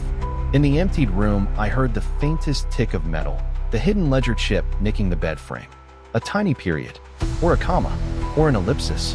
Elijah hugged the sacks, and we bolted for the stairs. Jackson Square wasn't asleep, only on its side, breathing shallow. Any scrap of music would open its eyes. As Elijah and the young cop climbed the stone, I heard the soft slap of shoes on brick. First a handful, then more. Rumor reached a beat ahead. They nabbed Ricci. They're killing the music. The horn will play. Elijah set the sax at the statue's base. No greeting, no speech. The bell pointed straight at the mouth where the alleys meet. The young cop angled himself, hand near the grip, sweeping the lip of the square like a soldier lodging his conscience in his eyes. The first note was a whisper you could hear. Elijah blew so lightly the wind thought it was its own shiver. I knew the opening, the indictment, but not harsh, not lecturing. It told by breath. Each tone was a burned scrap of evidence, a torn page, a crushed deposition, and a lonesome name. The crowd didn't know if they were hearing music or the city's confession. Bodies thickened, pupils dark. They hadn't come to petition safety anymore. They wanted to see if, after the papers called Marco mad, the music still dared to return. If it did, maybe they would too. 10 helmeted cops entered the square like a cold snare line, badges bright as new nails. Opposite them, Valente's men clung to gaslights, cigars red-eyed. Reporters hung back, headlines preloaded in their skulls, either mob or crackdown. They would choose whichever sold easier. Elijah changed key. He blew the ledger section. Quick, even figures like a stamp thudding forever. Hands began to clap to that beat, no cue needed. The pattern snapped across half the square, right to the shoes of the uniforms. The young cop stepped half a pace to block the first push, voice level. 10 minutes. An old woman held up a torn envelope. I paid. I begged for quiet. They took the quiet too. Her voice rasped like sandpaper. 5 others raised scraps, ragged, ugly, each scrap a knife in the fog. Elijah answered with a pair of short notes, the mark of sworn words. They took Marco, a young man shouted. They called him crazy. Where's the crazy? A graybeard barked back. Crazy is living by fear. Laughter snapped out, not happy, but strong. A tarp-covered wagon nosed around the corner. The reins belonged to the man in indigo. No ring now, but the hand on the leather showed 3 pale callus bars, grown into the skin. He didn't step down. He waited for the measure to break so he could slam his own. Elijah lifted the section about the burning press, chattering staccato like sheets exploding in flame. The crowd roared. They'd seen that fire at daybreak. Nobody had to imagine. Sounds summoned a memory the papers couldn't repaint overnight. A dark shape shouldered through and mounted the pedestal steps. A writ and a pistol cleared space for him. The officer jabbed at the sack. Stop. Unlawful assembly. One more note, and you're under arrest. Elijah took the horn from his mouth, but turned his eyes to the young cop. The young cop said the one line I never thought I'd hear in the middle of a song. There's no ordinance against memory. Then to the officer, 10 minutes. You've been over 10 minutes since yesterday, the officer sneered. Tonight we keep time. Elijah closed his eyes and lifted the horn again. The next tone cut out, small but sharp, like a stitch hitting live flesh. Then the front rows started to hum. No lyrics, just a blurred da-da. They sang to remember. They sang to mark that this music had risen here once. And from now on they could blow it themselves without the paper's permission. The officer's hand chopped down. The line of shields surged. From the wagon, the man in indigo jerked his chin, and the goons flowed in from the left. The score for suppression began. The young cop flicked the safety and let his voice ring like a brass note. Halt. He didn't point the gun at the crowd. He leveled it at his own chain of command, at the helmet leading the file. The line stuttered, half a beat, but enough for something odd to occur. People didn't run. They stood, clapping the chip, a rhythm Elijah had repeated. The applause smacked the reporters in the face. A few lowered their cameras. Hands felt useless before a shard of history writing itself. Across the way, the man in indigo eased the wagon to the monument and stepped down slow, shoulders canted for the pounce. No axe this time. He'd hidden the axe and letters for months. From his sleeve, he slid a sliver of steel, the shim's edge laughing at the light. In my mind, Marco's throat twitched at the sound. Elijah, I whispered, knowing he couldn't hear. Don't leave arrest. He didn't. He drove. In the blink where necessary things happen at once. From the alley by the cafe, Marco appeared. Red cuff welts around his wrists, eyes black glossy, lip bruised. No one had time to ask how he got out. Maybe a patrol wagon stalled at a corner, maybe a lock forgot its oil, maybe a door opened on the right beat. He walked straight to center, as if this square had always been under his feet. The young cop half turned, a curse and a prayer tangled. He left it unfinished. No word fit. The man in indigo saw him. His mouth tore into a smile that only shows when someone is about to pull a sharp thing out of shadow. He lunged. Marco had no weapon but the old shim the cop had given him. He didn't run. He scooped a bottle of ink that had tumbled from a reporter's kit, smeared it along the shim, one slick, black stripe, and rose to meet the hit. Metal rang dry. The man's blade skated Marco's cheek, leaving a hot seam. Marco's shim snapped up, raked the other wrist. The blade fell, scraped over the flagstones, drawing a faint triangle in ink. The crowd gasped, not at blood, but because they saw that shape for the first time at their feet, not chalked on someone's back door. That's enough, Marco said. No shout, no flourish, just a word driven like a nail. He didn't look at the man in indigo or the officer. He faced the people and showed two empty hands like evidence. If you want to know who the axeman is, look around you. Anyone still buying fear, anyone still selling silence. The axeman is the beat they force us to hear.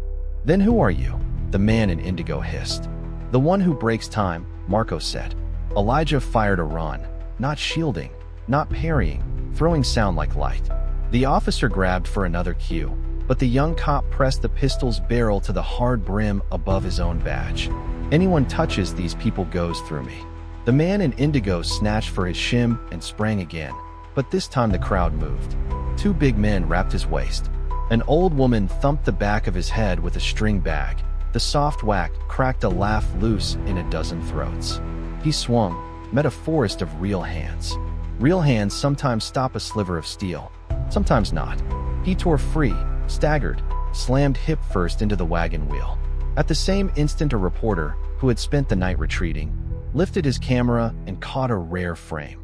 The indigo man, mouth open, ink streaking his wrist, a triangle of ink blooming under his boots. I knew that picture would slip out no matter what headline they stapled on top of it. Valente, Marco called. The name sparked in the dark. He hadn't expected anyone reckless enough to order him by his true label. If you need a name, Marco said, there's yours. As for us, he turned back to the crowd. We don't need names. We need music. Elijah passed the horn from hand to hand. A kid, a dock worker, a girl. Each blew a stub of a note. Not pretty, not in tune, which meant the song no longer lived inside one person. It couldn't be arrested. It went by breath into bodies. The officer clenched his jaw and went for his whistle. The young cop cracked one shot into the sky, cleaving the music to make room for a truce. Your 10 minutes are up, he told Marco, without a smile. Now run. It wasn't an order. It was a plea from a man who had spent his courage to the last dime. Marco nodded without blinking. He cut toward the edge of the square, slipped into the market alley, and disappeared like a flagged eighth note torn from the line. The man in indigo gathered his crew to give chase, but townsfolk locked arms. No weapons, just each other. A fence of flesh and will, stronger than iron. Elijah tipped his head back and poured one long, low note that refused to resolve. In that instant, I heard latches all over the place snap. Pin caps, shutters, whistles, the hinge of a secret door. Everything at once told me the night wouldn't end with a period, only with 3 dots. I found Marco again at the river when the sky had thinned. He leaned on a bollard, sweat mixed with ink, eyes still holding a pan of square light like a small lake. Did you get any piece thrown clear? Elijah panted up. Yeah, Marco said. Ledger chip under my bed. The ring yours. The brief. Burned, but people heard it with their ears. That's more than the day before. The young cop arrived half a beat late, breathing like he'd climbed a long stair. I've got 3 summonses and a suspension, he snorted. Enough to buy a cot by the levee. He looked at Marco, a tendon twitching at his temple. Go. You have to. They've got the music now. They don't need your face on page 1. Marco watched the black water. The river doesn't hand out answers, only directions.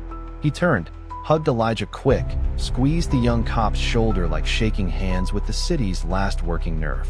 One question, Elijah called as Marco stepped into the small skiff. So who was the axeman, in the end?